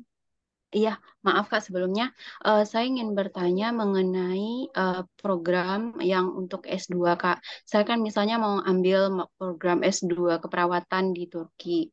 Dan itu syaratnya kan di persyaratan saya lihat ada yang maksudnya saya masih ragu dengan IPK minimal apakah yang 75% atau yang 90% gitu. Maksudnya keperawatan itu termasuk health science di Turki atau tersendiri lagi untuk program masternya gitu. Jadi 75% atau 90% dari nilai maksimal gitu Kak. Terus untuk yang kedua apakah kalau misalnya untuk eh, mendaftar ini kalau S2 kan maksimal 30 tahun gitu. Berarti 30 tahunnya itu dihitung ketika mendaftar atau ketika diterima di bulan misalnya Juni, Juli atau Agustus gitu, Pak. Terima kasih. Oke, sama-sama. Kemudian Kak Dea Sinma ya, silahkan. Halo Kak, kenalin aku Dea. Izin bertanya, apakah pengalaman dan achievement itu sangat berpengaruh dalam seleksi YTB ini? Itu saja Kak, terima kasih. Oke. Selanjutnya Kak Roshida, silahkan. Kak Roshida Yulia. Halo Kak, merhaba. Merhaba. Gini Kak, saya rencananya mau ambil S2 itu programnya hukum. Nah, ada nggak sih Kak apa kerja atau progres lanjutan apa setelah saya ambil S2 hukum baik itu di Turki, di Eropa atau di Indonesia, mengingat sistem hukum di Indonesia sama di Turki itu berbeda Kak. Terima kasih. Mohon maaf Kak, jadi pertanyaannya ini ya, apa namanya, progres kerjanya ya? Progres kerjanya apakah memungkinkan? Karena S1 saya sebelumnya kan hukum di Indonesia, sementara S2-nya kan rencananya mau di Turki hukum juga. Iya. Untuk progres pekerjaannya itu tuh apakah bisa? Soalnya kan sistem hukum Indonesia dan Turki itu kan berbeda, Kak. Oke. Oke, makasih Kak Roshida. Selanjutnya, sebentar ya. Kak Ilda, kemudian terakhir Kak Umu ya. Oke, terima kasih Kak atas kesempatannya. Pertanyaan saya itu adalah, kan kemarin di aplikasi YTB itu saya cari jurusan saya itu pendidikan bahasa Inggris, tapi tidak ada di sana. Jadi kalau misalkan saya ambil jurusan lain, apa itu mempengaruhi peluang besar tidaknya keterima di uh, beasiswa YTB ini sendiri, Kak. Contohnya misalnya saya mau ambil jurusan HI karena pendidikan bahasa Inggris itu nggak ada di YTB gitu. Jadi apakah itu berpengaruh? Seperti itu aja, Kak. Makasih. Ya, sama-sama. Ya, terakhir Kak Umu, silahkan. Perkenalkan nama saya Umu, izin bertanya Kak. Rencananya mau ambil jurusan HI Kak. Tahun lalu udah mencoba beasiswa Turki Boslari namun gagal. Kira-kira latar belakang LOA yang bagus untuk mengambil jurusan HI apa ya Kak? Karena saya merasa kemarin itu saya kena di essay makanya saya gagal Kak. Makasih Kak. Oke, sama-sama. Oke, di sini udah ada 10 pertanyaan dari teman-teman yang raise hand. Kita bakal jawab satu-satu ya. Nanti aku sama Kak Tira bakal jawab sesuai dengan apa namanya, ekspertasi kita sendiri-sendiri ya. Nah, untuk pertanyaan pertama nih Kak Tira dari Kasiti Nurjana, kalau ambil HI di Turki nanti pulang ke Indonesia itu bakal harus ngulang atau nanti ada penyetaraan ijazah atau gimana gitu. Silahkan Kak Tira. Oke, terima kasih pertanyaannya Siti Nurjana. Jadi untuk kalau misalnya kalian ambil HI di Turki itu ketika kalian pulang, sama seperti jurusan-jurusan lainnya, karena kita kuliah di luar negeri, kita harus setarain ijazah di Indonesia kalau kalian ingin lanjut sekolah lagi atau berkarir di Indonesia. Jadi kita berbeda dengan kalau misalnya kita ambil jurusan kedokteran yang Kak Fadia yang harus ada sekolah kayak penyetaraan lagi 1 atau 2 tahun gitu. Tapi untuk kalau kita yang jurusan-jurusan yang bukan di kedokteran itu kita tidak perlu lagi untuk ambil sekolah penyetaraan. Kita hanya cukup menyetarakan ijazah aja. Jadi ini aja sekedar legalitas di dokumen ijazah kalian aja yang harus disetarain di Indonesia. Iya, jadi nggak perlu ya kita kuliah ulang-ulang lagi. Setarakan ijazah aja, pas pulang langsung setarakan ijazah. Sekarang udah bisa online juga. Oke, pertanyaan kedua ya, aku lupa catat dari siapa, Kak Ridwan kalau nggak salah ya. Untuk surat rekomendasi itu untuk email ke profesor kampus tujuan. Ini mungkin aku aja ya yang jawab Kak Tira ya. Jadi pertanyaannya kalau kita mau email ke, jadi kalau kita mau buat surat rekomendasi kan kita bisa minta langsung dari profesor atau dosen di Turki. Kalau kita mau email profesornya. Nah, emailnya itu apa langsung dibuat dalam bentuk Word atau langsung diketik kayak gitu ya. Teman-teman bisa langsung ketik aja emailnya di email kayak gitu ya, nggak perlu pakai Word segala. Kalau case aku seperti itu dan dapat juga. Kalau misalkan mau kasih lampiran, misalkan lampiran CV kalian, terus habis itu lampiran apa namanya portofolio, misalkan apa research kalian, penelitian atau jurnal yang kalian publish bisa kayak gitu. Tapi kalau untuk minta apa namanya surat permintaannya itu boleh langsung apa di Word boleh juga sih kalau misalkan mau atau misalkan langsung tulis di emailnya. Tapi kalau aku lampirkan CV aku dan portofolio penelitian aku. Kemudian kalau misalnya kita nggak bisa bahasa Inggris, boleh nggak kita via Zoom, kita Zoom meeting sama si profesornya. Nah, setahu aku kalau misalkan kita mau minta surat rekomendasi di dosen Turki yang kita nggak kenal, kita cukup email aja. Itu pun syukur-syukur kalau dia bales ya, kalau beliau bales kayak gitu. Pengalaman aku pas yang daftar S3 kemarin, aku email semua hoja atau apa dosen-dosen di Turki ya. Dari sekian banyak yang aku email cuma satu yang bales. Itu pun karena dia baik mungkin ya. Jadi kita kalau misalnya kita email aja, email sebanyak-banyaknya dosen yang kita bisa, yang memang sesuai dengan latar belakang kita gitu. Kalau mereka balas syukur-syukur kayak gitu. Tapi kita nggak berhak minta Zoom meeting atau apa kayak gitu ya. Jadi nanti kalau misalkan beliau mau balas, nanti tinggal dibalas aja terus kita balas lagi via email. Jadi kita email-emailan gitu, nggak perlu Zoom meeting kecuali memang dosennya itu minta kayak gitu.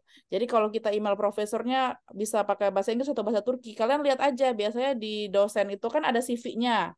Jadi di kampus itu ada pasti profil dosen-dosen. Itu pasti ada CV-nya. Dia tuh bisa ada sertifikat bahasanya. Misalnya dia bisa bahasa Inggris atau dia bisa bahasa lainnya kayak gitu. Kalau kalian lihat di CV-nya itu dia nggak punya sertifikat bahasa Inggris atau kemampuan bahasa Inggris, kalian harus pakai bahasa Turki pasti karena itu berarti dia nggak bisa bahasa Inggris kayak gitu. Jadi boleh pakai bahasa Inggris, boleh pakai bahasa Turki tergantung dosennya itu bisa nggak gitu. Jadi kalian harus kepoin dulu CV si dosennya itu di website-website kampus.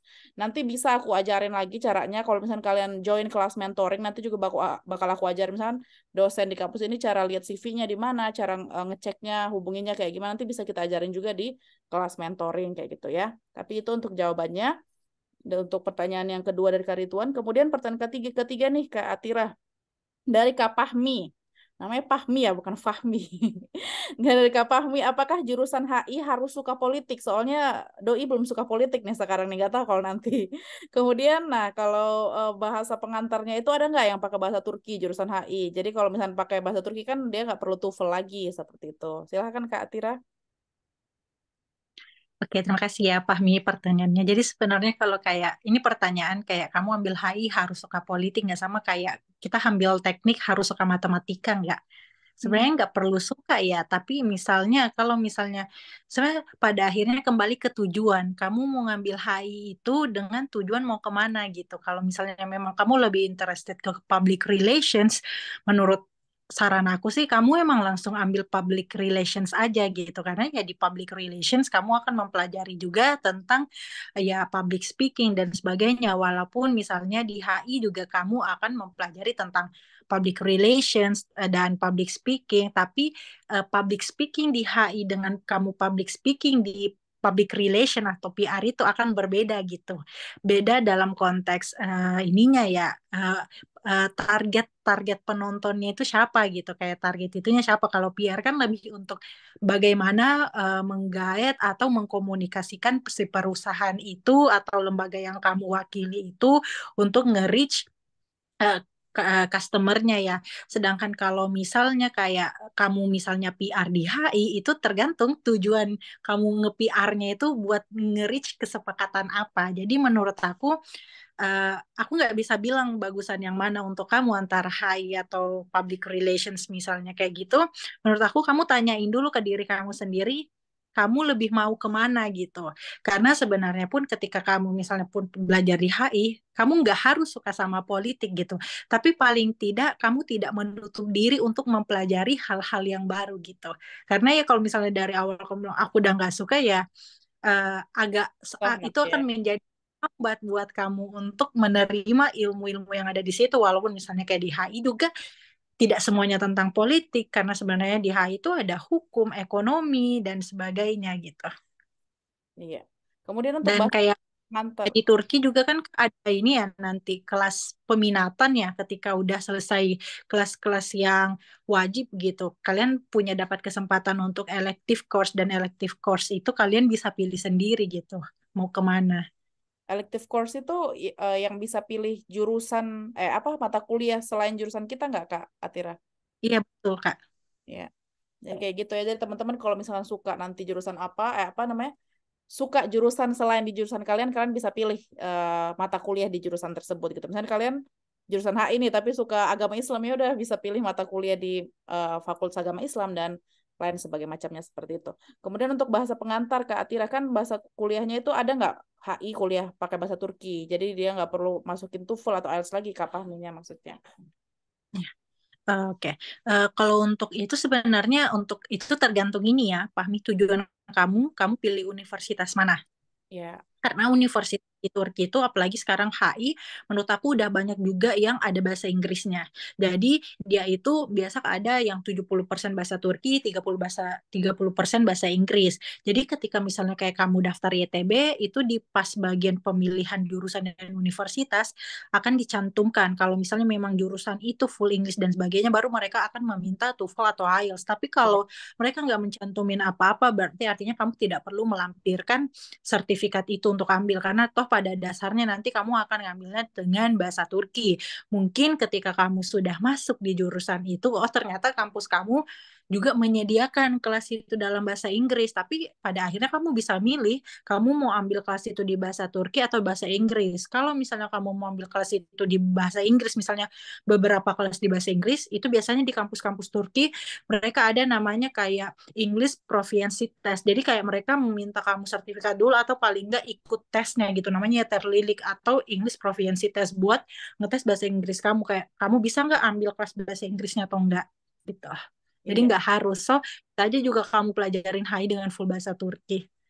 Ya, jadi teman-teman fun fact-nya ya, untuk beasiswa Turki ataupun kalian kuliah mandiri juga di Turki, kayak mayoritas kampus di Turki itu pakai bahasa Turki. Sama aja kayak di Indonesia, mayoritasnya pakai bahasa Indonesia kayak gitu. Jadi untuk kalian yang nggak punya TOEFL atau IELTS, jangan khawatir, kalian bisa kuliah pakai bahasa Turki kayak gitu. Emang beasiswa YTB kan nggak wajib TOEFL atau IELTS, tapi kalau memang kalian mau kuliah pakai bahasa Inggris ya harus wajib TOEFL atau IELTS kayak gitu. Cuman nggak banyak jurusan atau kampus yang nyediain pakai bahasa Inggris gitu. Kayak contohnya kayak jurusanku agama kayak gitu nggak banyak. Kebanyakannya bahasa Turki gitu seperti itu.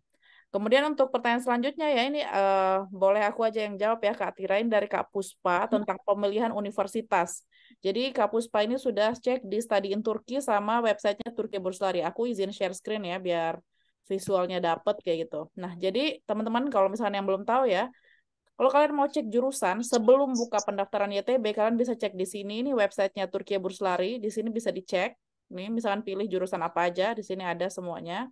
Atau di websitenya studyinturki.gov.tr. Di sini juga kalian bisa cek nih kampus apa jurusan dan lain sebagainya macamnya ya. Di sini cuman gini, karena beasiswa YTB itu dia tuh beasiswa yang kerjasama sama kampus-kampus gitu. Jadi tidak semua kampus itu ada kerjasamanya dengan beasiswa YTB. Jadi apa yang kalian lihat di Study in Turki ini udah pasti lebih apa ya, lebih lengkap. Karena ini tuh untuk kuliah mandiri, maksudnya untuk kuliah mandiri di Turki seperti itu.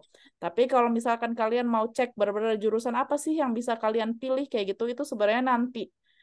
Sebenarnya sekarang di website Turki Burslari udah ada juga tadi yang seperti aku tunjukin ya. Cuman nggak terlalu lengkap. Kalau kalian mau lihat nanti aja pas buka pendaftaran beasiswa YTB di bulan Januari 2024, insya Allah 1,5 bulan lagi ya.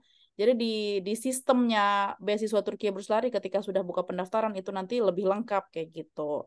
Jadi tadi pertanyaan dari Kak Puspa, kalau misalkan dia cek di satu website nggak ada, di satu website nggak ada kayak gitu ya.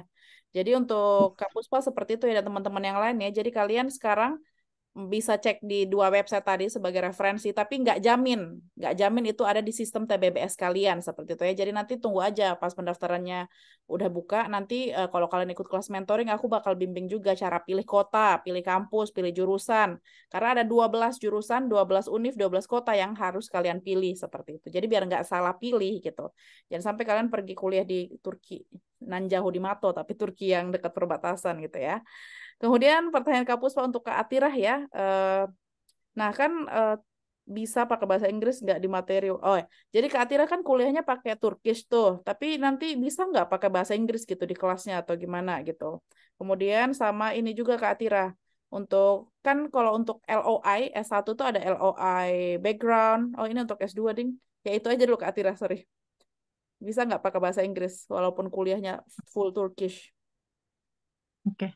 Kalau untuk pertanyaan itu bisa atau tidaknya pakai bahasa Inggris itu tergantung dosen kamu ya. Mereka mengizinkan kamu untuk pakai bahasa Inggris atau Turki. Tapi tergantung juga lagi kamu anak S1 atau S2.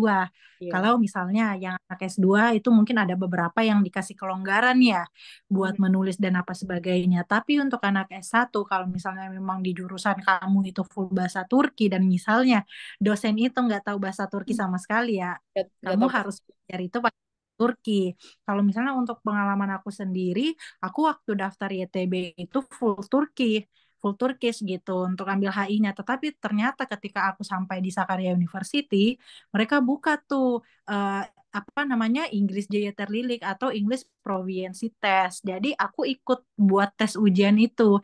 Ketika aku lulus dari tes itu, aku bisa mengambil misalnya di satu semester itu aku bisa mengambil 3 sampai 2 kelas SKS dengan pakai bahasa Inggris gitu, dengan menggunakan pengantar bahasa Inggris.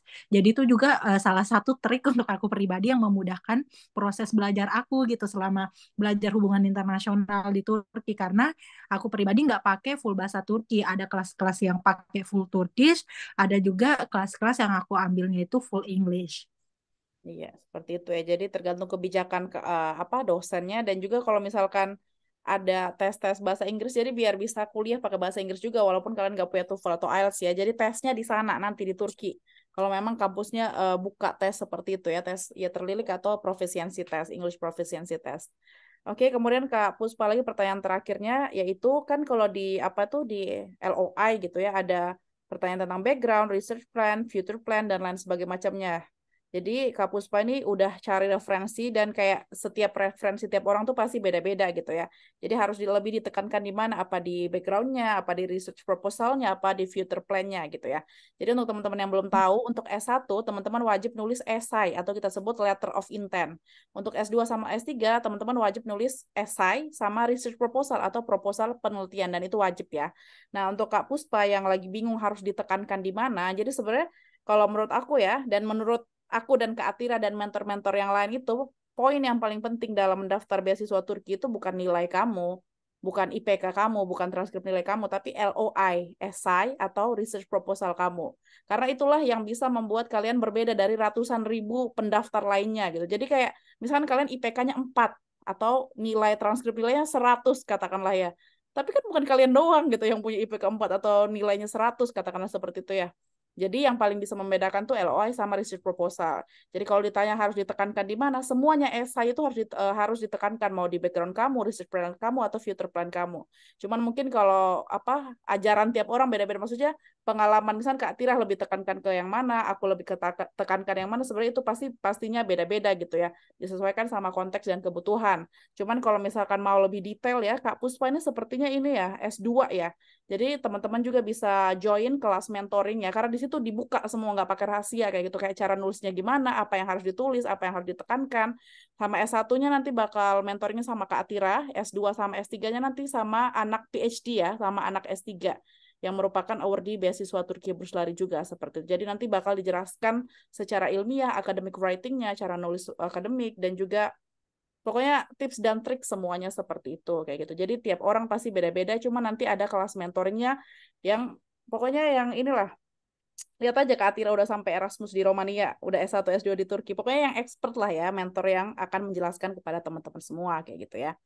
Jadi bisa ini aja ya Kak Puspa ya, bisa tergantung kondisi Kak Puspa dan apa yang mau ditonjolkan seperti itu. Karena orang-orang beda-beda kan yang mau ditonjolkannya seperti itu ya. Kemudian selanjutnya pertanyaan kelima nih, 5 lagi pertanyaannya. Dari Kak Faid yang udah kuliah di Turki, lagi ilahiyat Arabca, lagi persiapan bahasa Arab ya, jurusan agama. Bisa nggak daftar YTB sambil kuliah? Soalnya lagi Hazırlık kayak gitu. Nah, teman-teman, untuk teman-teman yang lagi kuliah di Turki, ini aku izin jawab ya Kak Atira ya.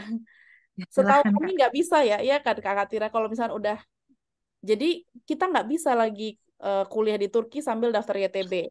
Jadi kalau kalian case-nya, jadi ada nih teman kami namanya Najmi ya Kak Tirah ya, di Sakarya ya. Jadi dia tuh udah tomer juga, udah kursus bahasa Turki juga, tapi dia daftar lagi beasiswa YTB.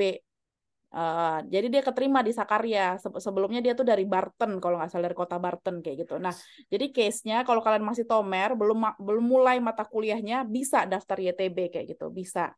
Nah, ini mungkin kalau lagi Hazırlık Arapça atau lagi kursus bahasa Arab, boleh-boleh aja. Cuman maksudnya kamu nggak boleh kuliah mandiri plus kuliah YTB gitu, nggak boleh. Jadi harus pilih salah satu. Jadi nanti kalau misalkan udah keterima YTB, misalnya keterimanya di Istanbul, katakanlah, berarti harus pindah dari kampus tersebut ke Istanbul seperti itu ya.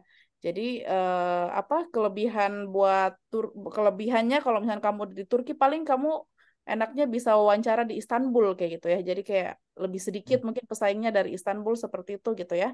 Jadi bisa dicoba ya Kak Faid ya, walaupun udah lagi Hazırlık atau teman-teman yang lagi kuliah di Turki. Karena dari kemarin banyak banget nih yang tanya ke Atira, mereka udah di Turki tapi pengen YTB lagi, ya boleh aja kayak gitu. Karena udah ada contohnya teman kami di Sakarya, seperti itu ya. Kemudian untuk pertanyaan kita selang-seling lagi ya, untuk pertanyaan HI dulu, biar Kak Atira menjawab ya. Ini dulu pertanyaan tentang ini nih, Kak Roshidah. Nah, Kak Roshidah kan pengen S2 hukum di Turki. Nanti progres kerjanya memungkinkan nggak ya di Indonesia, secara hukum di Indonesia sama di Turki beda. Sama aja case-nya, sama hubungan internasional di Indo sama di Turki kan beda. Gimana tuh Kak Atira? Jadi gini juga, kalau untuk hukum sendiri ya, kan pasti udah beda ya, hukum pidana perdata di Turki dan Indonesia itu berbeda. Menurut aku, apalagi misalnya Kak Roshida pribadi ini kan S1-nya di Indonesia ya, jadi apalagi itu 4 tahun, pasti itu lebih mempelajari lebih dalam tentang hukum di Indonesia. Ketika misalnya Kak Roshida ambil hukum di Turki, hukum apa dulunya yang kan hukum itu juga melebar ya, Iya. tergantung Kak Roshida ini ambil hukum apa di Turki, apakah hukum internasional, hukum kelautan, atau hukum apa.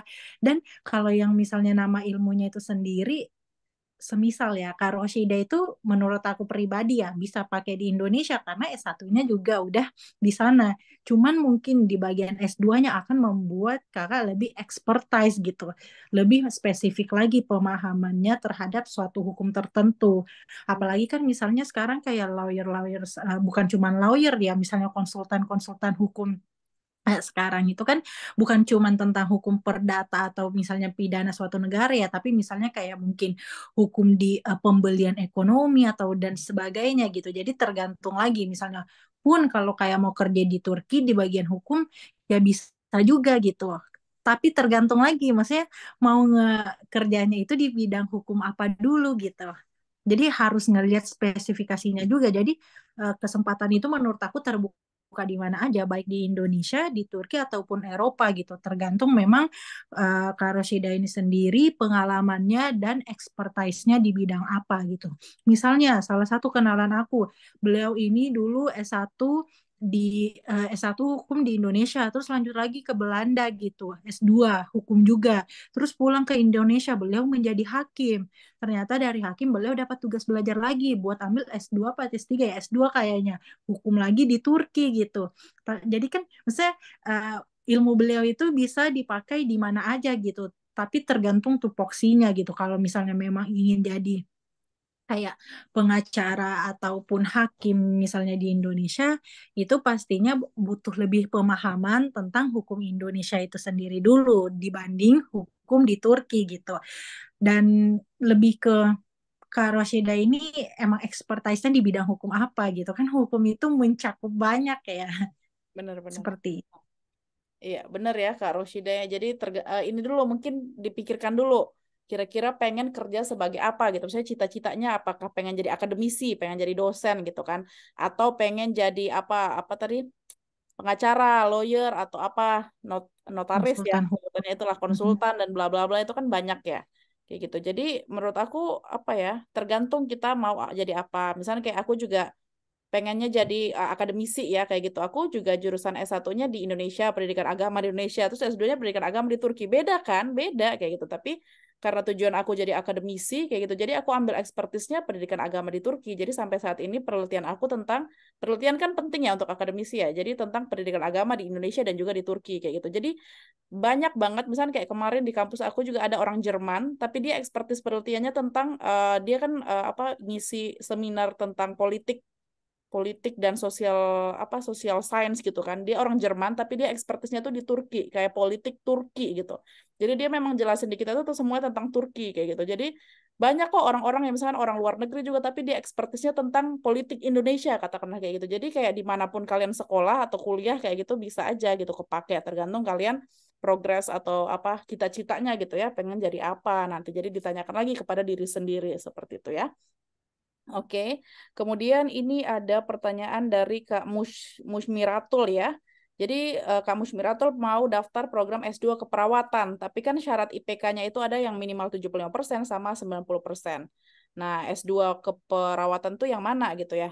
Ya, jadi teman-teman kalau misalnya teman-teman mau daftar selain jurusan kedokteran, farmasi sama kedokteran gigi, untuk daftar S2 itu minimal nilainya 75%. Jadi untuk kamus Miratul ya 75% aja. 90% tuh cuma 3 jurusan, kedokteran, kedokteran gigi sama farmasi. Jadi kalau untuk 75% kalau nggak salah 3,00 gitu IPK S1-nya minimal seperti itu. Kalau untuk yang mau daftar S1 minimal nilainya 70%. Jadi dari transkrip nilai kalian tuh dihitung aja 70%-nya berapa, 7 atau 70 kayak gitu ya. Nah, kemudian untuk S2 itu 30 tahun tuh dihitung dari kapan usianya. Nah, jadi teman-teman banyak banget yang tanya tentang usia ya. Jadi usia itu dihitung 30 tahun itu kamu belum berulang tahun ke 30 tahun saat mendaftar beasiswa Turki Burs Lari. Saat 1 Januari, misalkan mau daftar di 2024 ya. Jadi belum 30 tahun di 1 Januari 2024 kayak gitu.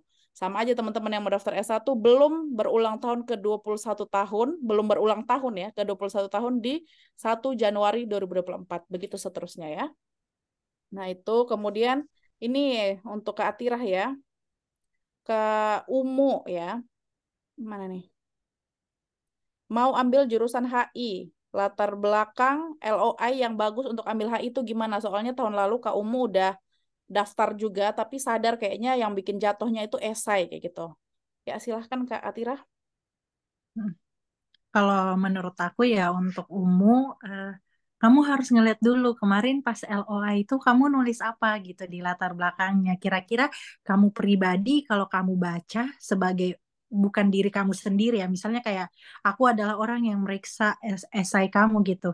Kira-kira masuk akal nggak latar belakang kamu milih HI dengan alasan aku sebagai pihak rekrutmen yang ingin merekrut kamu gitu.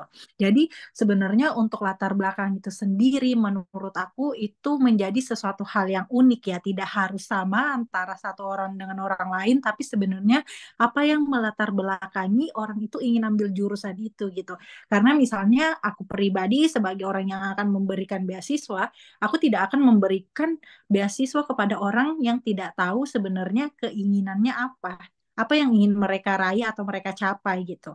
Aku ingin seseorang yang sudah tahu ini yang aku mau capai, ini yang perlu aku lakukan, dan ini yang telah aku lakukan di masa lalu untuk mendukung step aku mencapai apa yang ingin aku lakukan di masa depan gitu. Jadi kalau misalnya saran aku pribadi mungkin sekarang masih secara general ya umum, latar belakang untuk misalnya ambil HI yang baik itu seperti apa ya sama kayak tadi aku ceritain ke kamu ya, latar belakang aku ingin mau ambil HI di Turki itu apa, itu kisah personal aku gitu. Coba Umu tanyakan kepada diri Umu sendiri juga mau ambil HI di Turki karena apa gitu. Mungkin yang membuat kemarin Umu gagal di esai itu kalau misalnya menurut Umu esainya yang kurang, mungkin di latar belakang itu yang belum kuat gitu. Mungkin masih general sama seperti pendaftar 1.000 pendaftar yang lain. Jadi belum ada yang membedakan Umu dengan pendaftar yang lain gitu. Jadi misalnya aku sebagai yang menyeleksi recruitment gitu, itu aku nggak bisa ngelihat sebenarnya spesialisnya Umu apa gitu, kayak ke kelebihan Umu tuh apa gitu. Kenapa aku harus misalnya pilih Umu untuk ambil jurusan HI. Jadi menurut aku research dulu kembali, lihat kembali lagi jawaban Umu itu seperti apa gitu untuk ambil jurusan HI. Kalau misalnya dengan esai ini tidak bisa membawa Umu untuk mendapatkan YTB di tahun kemarin, berarti dari esai itu harus ada yang direvisi lagi, dirombak lagi. Mungkin harus kayak dengan research yang lebih matang atau mungkin dengan jawaban yang berbeda dari sebelumnya gitu. Iya, benar sekali ya untuk Kak Umu dan juga teman-teman lainnya. Jadi tadi sudah aku tekankan juga ya. Jadi kalau kalian IPK-nya 4 sekalipun atau nilai transkrip nilainya 100 sekalipun, percayalah bukan cuma kalian yang punya nilai sebagus itu. Orang lain juga punya. Makanya itu kesempatannya itu kalau kalian baca lagi nanti di sistem TBBS ya. Dia tuh udah tulis esai sama research proposal ini yang akan membuat kamu itu berbeda gitu dari orang-orang lainnya kayak gitu.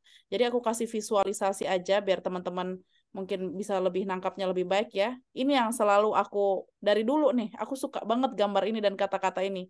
Be different and you will always stand out. Jadilah berbeda, jadi kamu tuh akan selalu menonjol gitu, jadi stand out. Lihat nih, di antara kelihatan ya, tapi ya, Kak Tira dan teman-teman ya, di antara padang bunga mawar putih, cuma ada satu yang merah. Jadinya dia paling kelihatan sendiri, paling menonjol sendiri.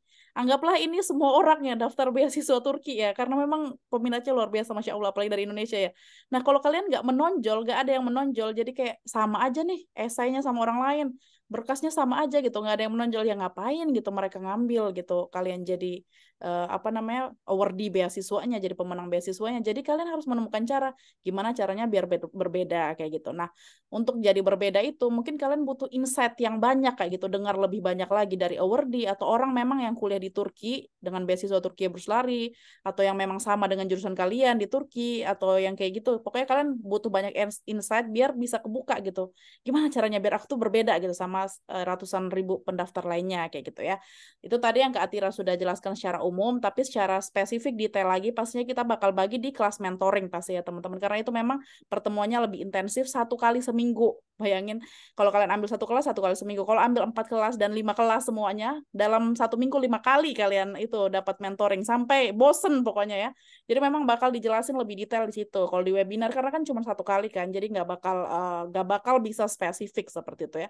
Jadi teman-teman boleh join kelas mentoringnya, 1 kali daftar gratis seumur hidup, udah nggak akan rugi, serius, itu investasi daripada jajan kayak gitu ya, maksudnya bisa ditabung gitu duitnya untuk investasi ilmu seperti itu ya. Itu tadi ya, be different and you will always be stand out, jadilah berbeda, jadi nanti kalian paling menonjol sendiri di antara orang-orang yang daftar lainnya. Itu untuk Kak Umu. Kemudian ini ada pertanyaan dari Kak Ilda ya.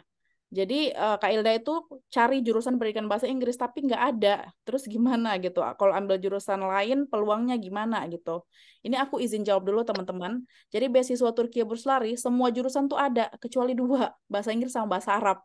Jadi untuk teman-teman yang jurusannya bahasa Inggris sama bahasa Arab itu nggak bisa lanjut lagi di jurusan bahasa Inggris sama bahasa Arab. Kalian bisa ambil jurusan lain, tapi karena beasiswa YTB ini linear ya untuk S2 sama S3, jadi kalau kalian jurusannya bahasa Inggris sama bahasa Arab S1-nya, S2-nya hanya muncul otomatis bahasa Turki. Jadi orang Turki itu nasionalismenya luar biasa. Mereka cuma mau bahasa mereka yang dipelajarin kayak gitu ya.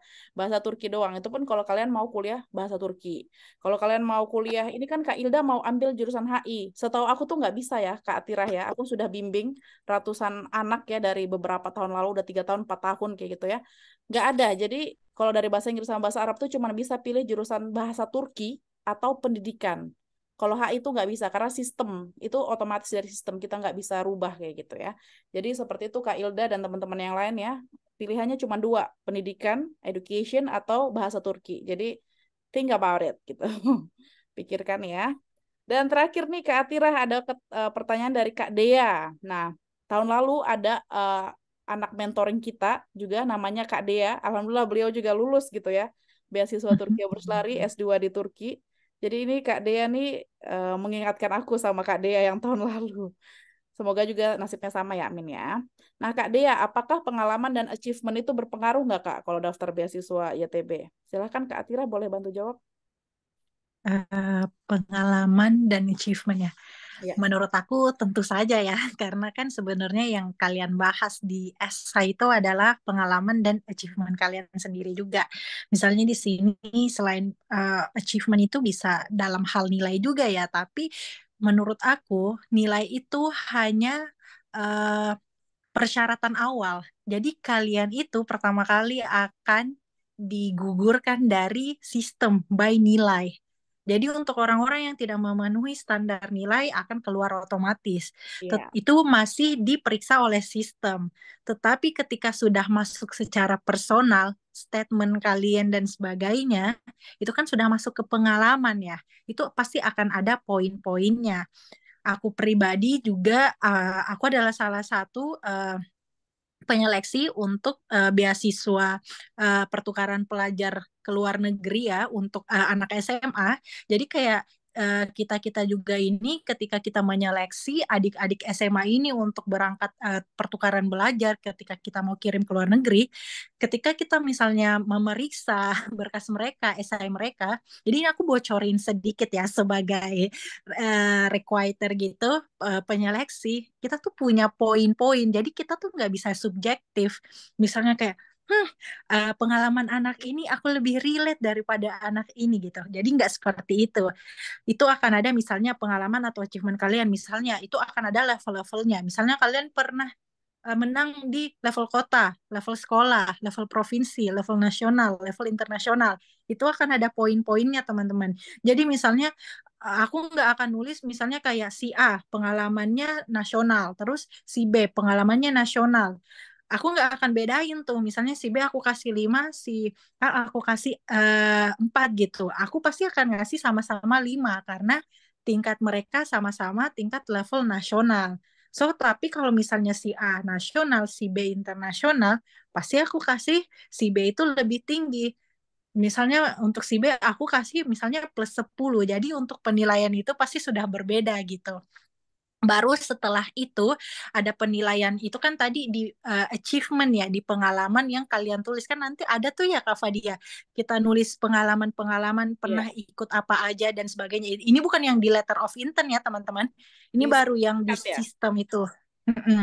Itu Singkat. baru, itu nanti baru akan di grading sendiri sama sistem. Misalnya untuk tingkat ini berapa poinnya, baru setelah itu nanti baru fokus ke esai gitu. Jadi mau dilihat kalian selaras nggak pengalaman yang kalian tulis di sistem dengan yang di esai. Kan sebenarnya pengalaman achievement kalian itu yang menjadi latar belakang kalian untuk mau ambil jurusan tertentu atau lanjut di Turki ya. Karena itu pasti kan akan selaras ya. Hal itu yang akan mendorong kalian untuk mencapai yang higher achievement lagi gitu.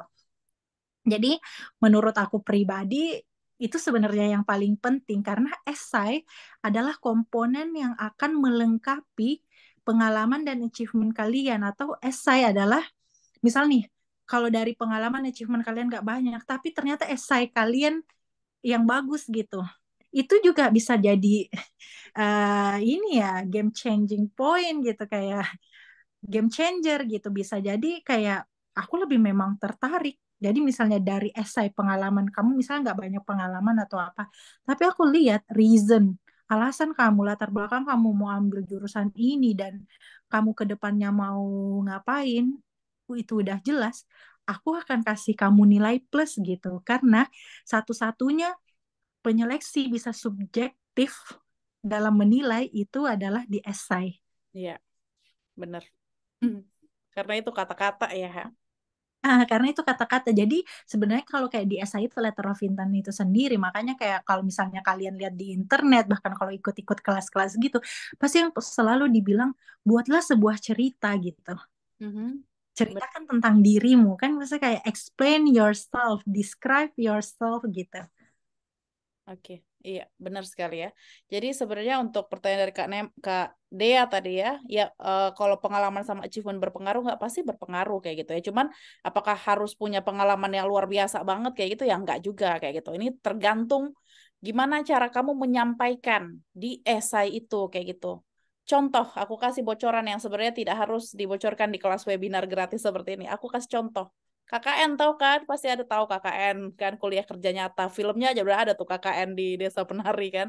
Walaupun teman-teman S1 yang SMA belum KKN mungkin ya belum tahu. KKN kalau di orang Indonesia itu biasa aja kayak gitu ya udah itu kan wajib gitu dari kampus kan.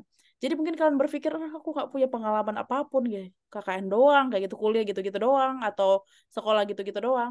Tapi KKN di otak dan di tangan seorang expert atau orang yang bisa ngajarin kamu academic writing atau penulisan akademik kayak Kak Atirah atau mentor LOI lainnya, apalagi yang mentor S2 sama S3 sama Kak Atirah juga di mentor S1 itu akan jadi pengalaman yang berbeda.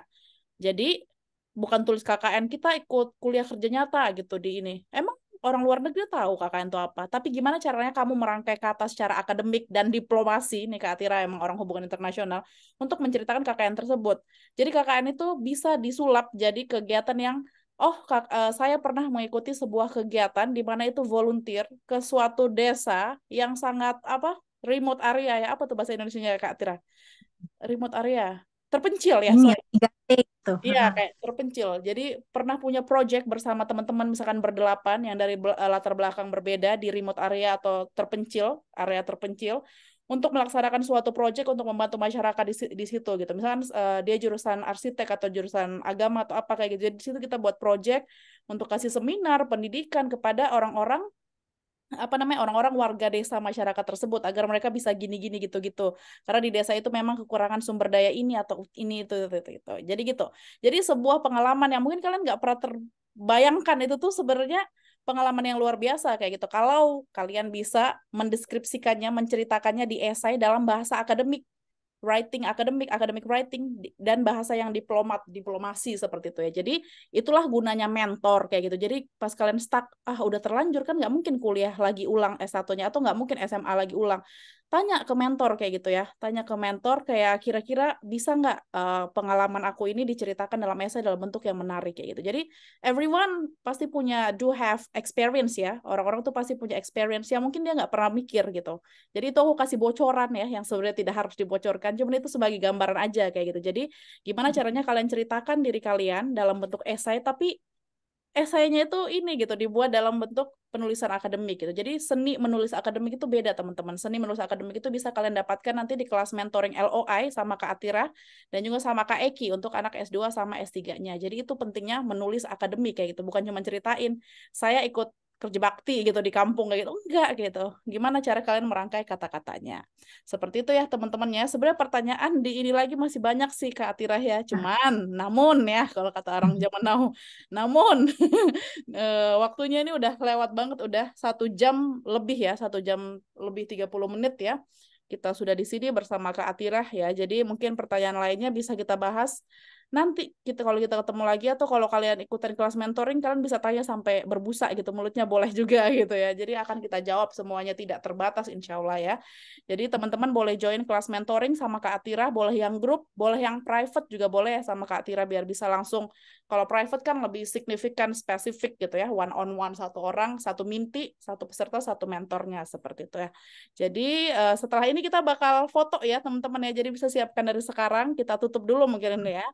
Jadi terima kasih banyak Kak Atirah ya sudah meluangkan waktunya walaupun lagi di Romania gitu ya, masih pagi mungkin di sana kayak gitu ya, mungkin belum sarapan atau apa kita nggak tahu. Terima kasih banyak ya, semoga ilmunya menjadi amal jariah gitu buat kita semua, amin ya robbal alamin gitu ya. Jadi semoga bermanfaat ilmunya. Untuk terakhir nanti kita bakal minta mungkin kata-kata terakhir dari Kak Atirah, pesan semangat nih untuk kakak-kakak semua di sini yang sudah hadir hari ini. Ya, oke. Terima kasih Kak Fadia kesempatannya. Aku mau izin menambahkan sedikit juga ya Kak Fadia dari yang Kak Fadia jelasin kenapa sih sebenarnya apa yang membuat kelas kita berbeda dengan orang lain. Karena mungkin bagaimana kita melihatnya misalnya kayak pengalaman Kak Fadia sendiri, kakak-kakak mentor yang lain, dan aku pribadi gimana kita melihatnya bukan sebagai seorang peserta, tapi seorang penyeleksi lagi. Karena itu pasti sudut pandangnya sudah berbeda ya. Dan sebagai misalnya seorang penyeleksi, ketika kita misalnya mentoring, kita pasti akan kasih tahu ini poin-poin yang harus kalian angkat gitu. Misalnya kayak Kak Fadia sebutkan tadi, KKN untuk orang-orang lain pasti akan menganggap biasa, atau mungkin ada teman-teman yang di sini pernah jadi Karang Taruna, ikut bebersih atau apa dan sebagainya. Sebenarnya poin pentingnya di sini kata kuncinya tuh satu, inisiator. Ya. Pemberi beasiswa mencari seorang inisiator. Orang pintar banyak, orang yang nilainya tinggi banyak, tapi yang mau bergerak membawa perubahan dan menebarkan perubahan atau kebaikan itu ke lingkungannya tidak banyak. Makanya biasanya beasiswa-beasiswa itu selain dari nilai, mereka akan melihat pengalaman sosial kalian. Bagaimana kalian membawa ilmu atau pengalaman yang kalian punya menjadi suatu kebermanfaatan, baik itu untuk diri kalian sendiri, lingkungan kalian sendiri, negara kalian sendiri. Walaupun misalnya kayak YTB tidak mewajibkan kita pulang ke Indonesia, tapi paling tidak kebermanfaatan yang kita bawa dari Turki, pesan YTB, mereka ingin kita menebarkan kebermanfaatan yang kita dapatkan di Turki itu ke Indonesia. Dan juga pastinya mereka ingin membagikan suatu cerita yang kalian akan dapatkan di Turki ke Indonesia gitu. Jadi secara tidak langsung kalian menjadi diplomatnya Turki. Secara tidak langsung kalian pasti akan membicarakan Turki terus ke teman-teman di Indonesia kalian. Kalian akan membela Turki ketika ada orang yang misalnya menjelek-jelekan nama Turki karena kalian punya experience sendiri di Turki seperti itu. So, untuk teman-teman semangat kalau misalnya memang cita-cita kalian ingin ke Turki ataupun kemanapun itu, tetap perjuangkan mimpi kalian, cari memang orang-orang yang bisa menjadi mentor kalian karena pengalaman kita berdua sendiri, mentor itu sangat penting ya teman-teman. Mentor itu berbeda seperti guru, ya guru. Mentor itu sama seperti guru, tapi menurut aku mentor itu lebih ke personal. Jadi misalnya ketika kalian menemukan mentor yang tepat, insya Allah ya kalian juga bisa progresif kayak mentor-mentornya gitu. Karena pasti aku pribadi, Kak Fadia, sebelum kita berinisiatif untuk menjadi mentor-mentor untuk orang lain, kita sudah pernah di-mentoring oleh orang lain. Dan kita sudah mendapatkan kebermanfaatan atau kebaikan mentoring dari orang lain yang tidak ingin kita hentikan cuma di kita sendiri gitu, tetapi ke teman-teman yang lain juga gitu. Jadi sebenarnya ini salah satu upaya dari kami para mentor untuk tetap menebarkan apa yang telah kami dapatkan kepada teman-teman Indonesia yang lain. Inilah sebenarnya salah satu tujuannya. Coba lihat jadinya kan Kak Fadia jadi inisiator menciptakan suatu platform untuk menggapai anak-anak yang sebelumnya tidak tersentuh oleh suatu informasi gitu. Gimana biar mereka bisa ada connected, terkontaminasi dengan informasi itu, jadi mereka punya curiosity dan akhirnya mereka punya eager itu keinginan untuk tahu lebih banyak dan bisa merubah ya insya Allah nasib kehidupan mereka juga gitu. Jadi untuk teman-teman, kalau misalnya ingin lebih lanjut, lebih spesifik, boleh ketemu lagi insya Allah sama aku di kelas mentoring, baik itu yang grup ataupun private. Kalau private mungkin kita bisa lebih ngebahas lagi ya secara personal teman-teman seperti apa. Karena pasti akan lebih spesifik juga. Insya Allah kita ketemu lagi di setiap kesempatan. Kalau dari aku juga mungkin ada kesalahan kata-kata tadi atau dan sebagainya, aku mohon dimaafkan. Semangat untuk teman-teman, semangat menebar kebaikan, kebermanfaatan. Insya Allah semoga Allah mudahkan langkah kalian di jalur untuk menggapai ilmu dan pengalaman ini gitu. Amin. Amin, amin. Oke, ya terima kasih banyak ya Kak Tira. Aku closing ya, habis ini kita foto ya. Tolong buka kamera ya teman-teman semuanya ya. Tolong buka kamera. Yang belum pakai jilbab dulu. Yang cowok nggak usah lah pakai jilbab ya, kan kalian cowok juga.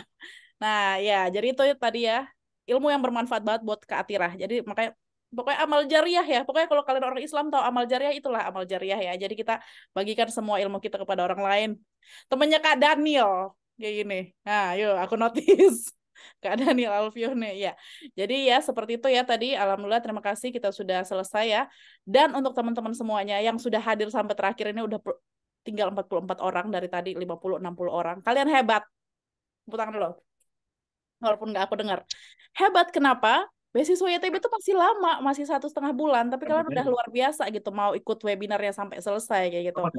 Jadi semoga ada aja manfaat yang bisa kalian dapat gitu. Jadi semoga Allah mudahkan jalannya. Kalau bahasa Turkinya ya, Allah kolaylık versin ya. Semoga Allah memberikan kemudahan pada jalan-jalan teman-teman semua untuk menggapai cita-cita kuliah di Turki ataupun kuliah dengan beasiswa manapun itu gitu. Jadi jangan patah semangat untuk cari webinar lain. Ada lagi orang yang bikin webinar, ikut aja gitu. Yang bikin webinar gratis, ikut aja semuanya kayak gitu. Lumayan kalian dapat insight banyak dan juga informasi gratis lagi. Terima kasih banyak Kak Atira ya udah mau nih gratis diundang di sini ya. Pokoknya kita doakan Kak Atira semoga sehat dan berkah selalu gitu ilmunya kayak gitu. Udah memberikan ilmu gratis buat kita semua. Jadi sekarang kita foto ya teman-teman ya. Nanti teman-teman boleh boleh share di Instagram story boleh. Instagramnya Kak Atira kalau mau di follow ada di story aku ya. Sudah aku tag, boleh kalian follow juga ya seperti itu ya. Ayo open kamera yuk semuanya yuk. Mana gimana nih caranya biar view-nya menjadi kotak. Nanti fotonya bakal aku share di grup Telegram. Yang belum join grup Telegram silahkan. Recordingnya juga bakal aku share linknya di grup Telegram. Nanti bakal aku upload di YouTube aku. Tapi linknya ada di grup Telegram ya. Jadi silahkan. Yang masih kita tunggu yang mau foto. Jadi nanti sebagai bukti kalau kalian ketemu Kak Atira di Romania atau dia udah melanglang buana kemana, dia kan HI secara orang diplomat ya. Dan jadi pejabat di mana, kayak tinggal tunjukkan saja foto screenshot ini misalkan beliau lupa ya. Oke. Anyone else? Ada lagi? Tak foto dulu yuk. Seru banget hari ini ya sampai mau 2 jam ya Allah. Bapak dia orang Minang enggak? Bukan orang NTT. Logatnya aneh. Oke, ada lagi? Ya baru gunanya. Gak ada ya. Teman-teman boleh bantuin ya, boleh bantu screenshot boleh. Aku juga screenshot nanti boleh aku kirimkan di grup ya. Oke, 1, 2, 3. Oke, lagi. Yang kelihatan lebih bahagia tolong. Oke, sudah selesai ya. Nanti bakal aku share.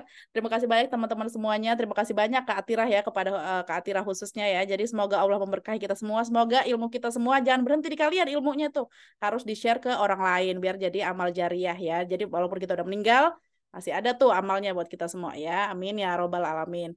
Kalau gitu kita tutup ya webinar hari ini. Semoga kita bisa bertemu di kelas mentoring atau di sesi-sesi lainnya lagi. Jangan lupa di tag Instagramnya di Instagramnya Kak Atira sama Instagram aku juga boleh kalau mau. Namun kalau tidak mau ya tidak apa-apa gitu ya. Oke, kita tutup ya. Wassalamualaikum warahmatullahi wabarakatuh. Thank you semuanya. Waalaikumsalam Waalaikumsalam. Terima kasih Kak. Bye-bye. Syukur diri Fadi Ablam Bye-bye. wa Akhir Ablam Allah Razalsun. Thank you. Teşekkür ederim. Çok Rica ederim. teşekkür. Görüşürüz. Görüşürüz.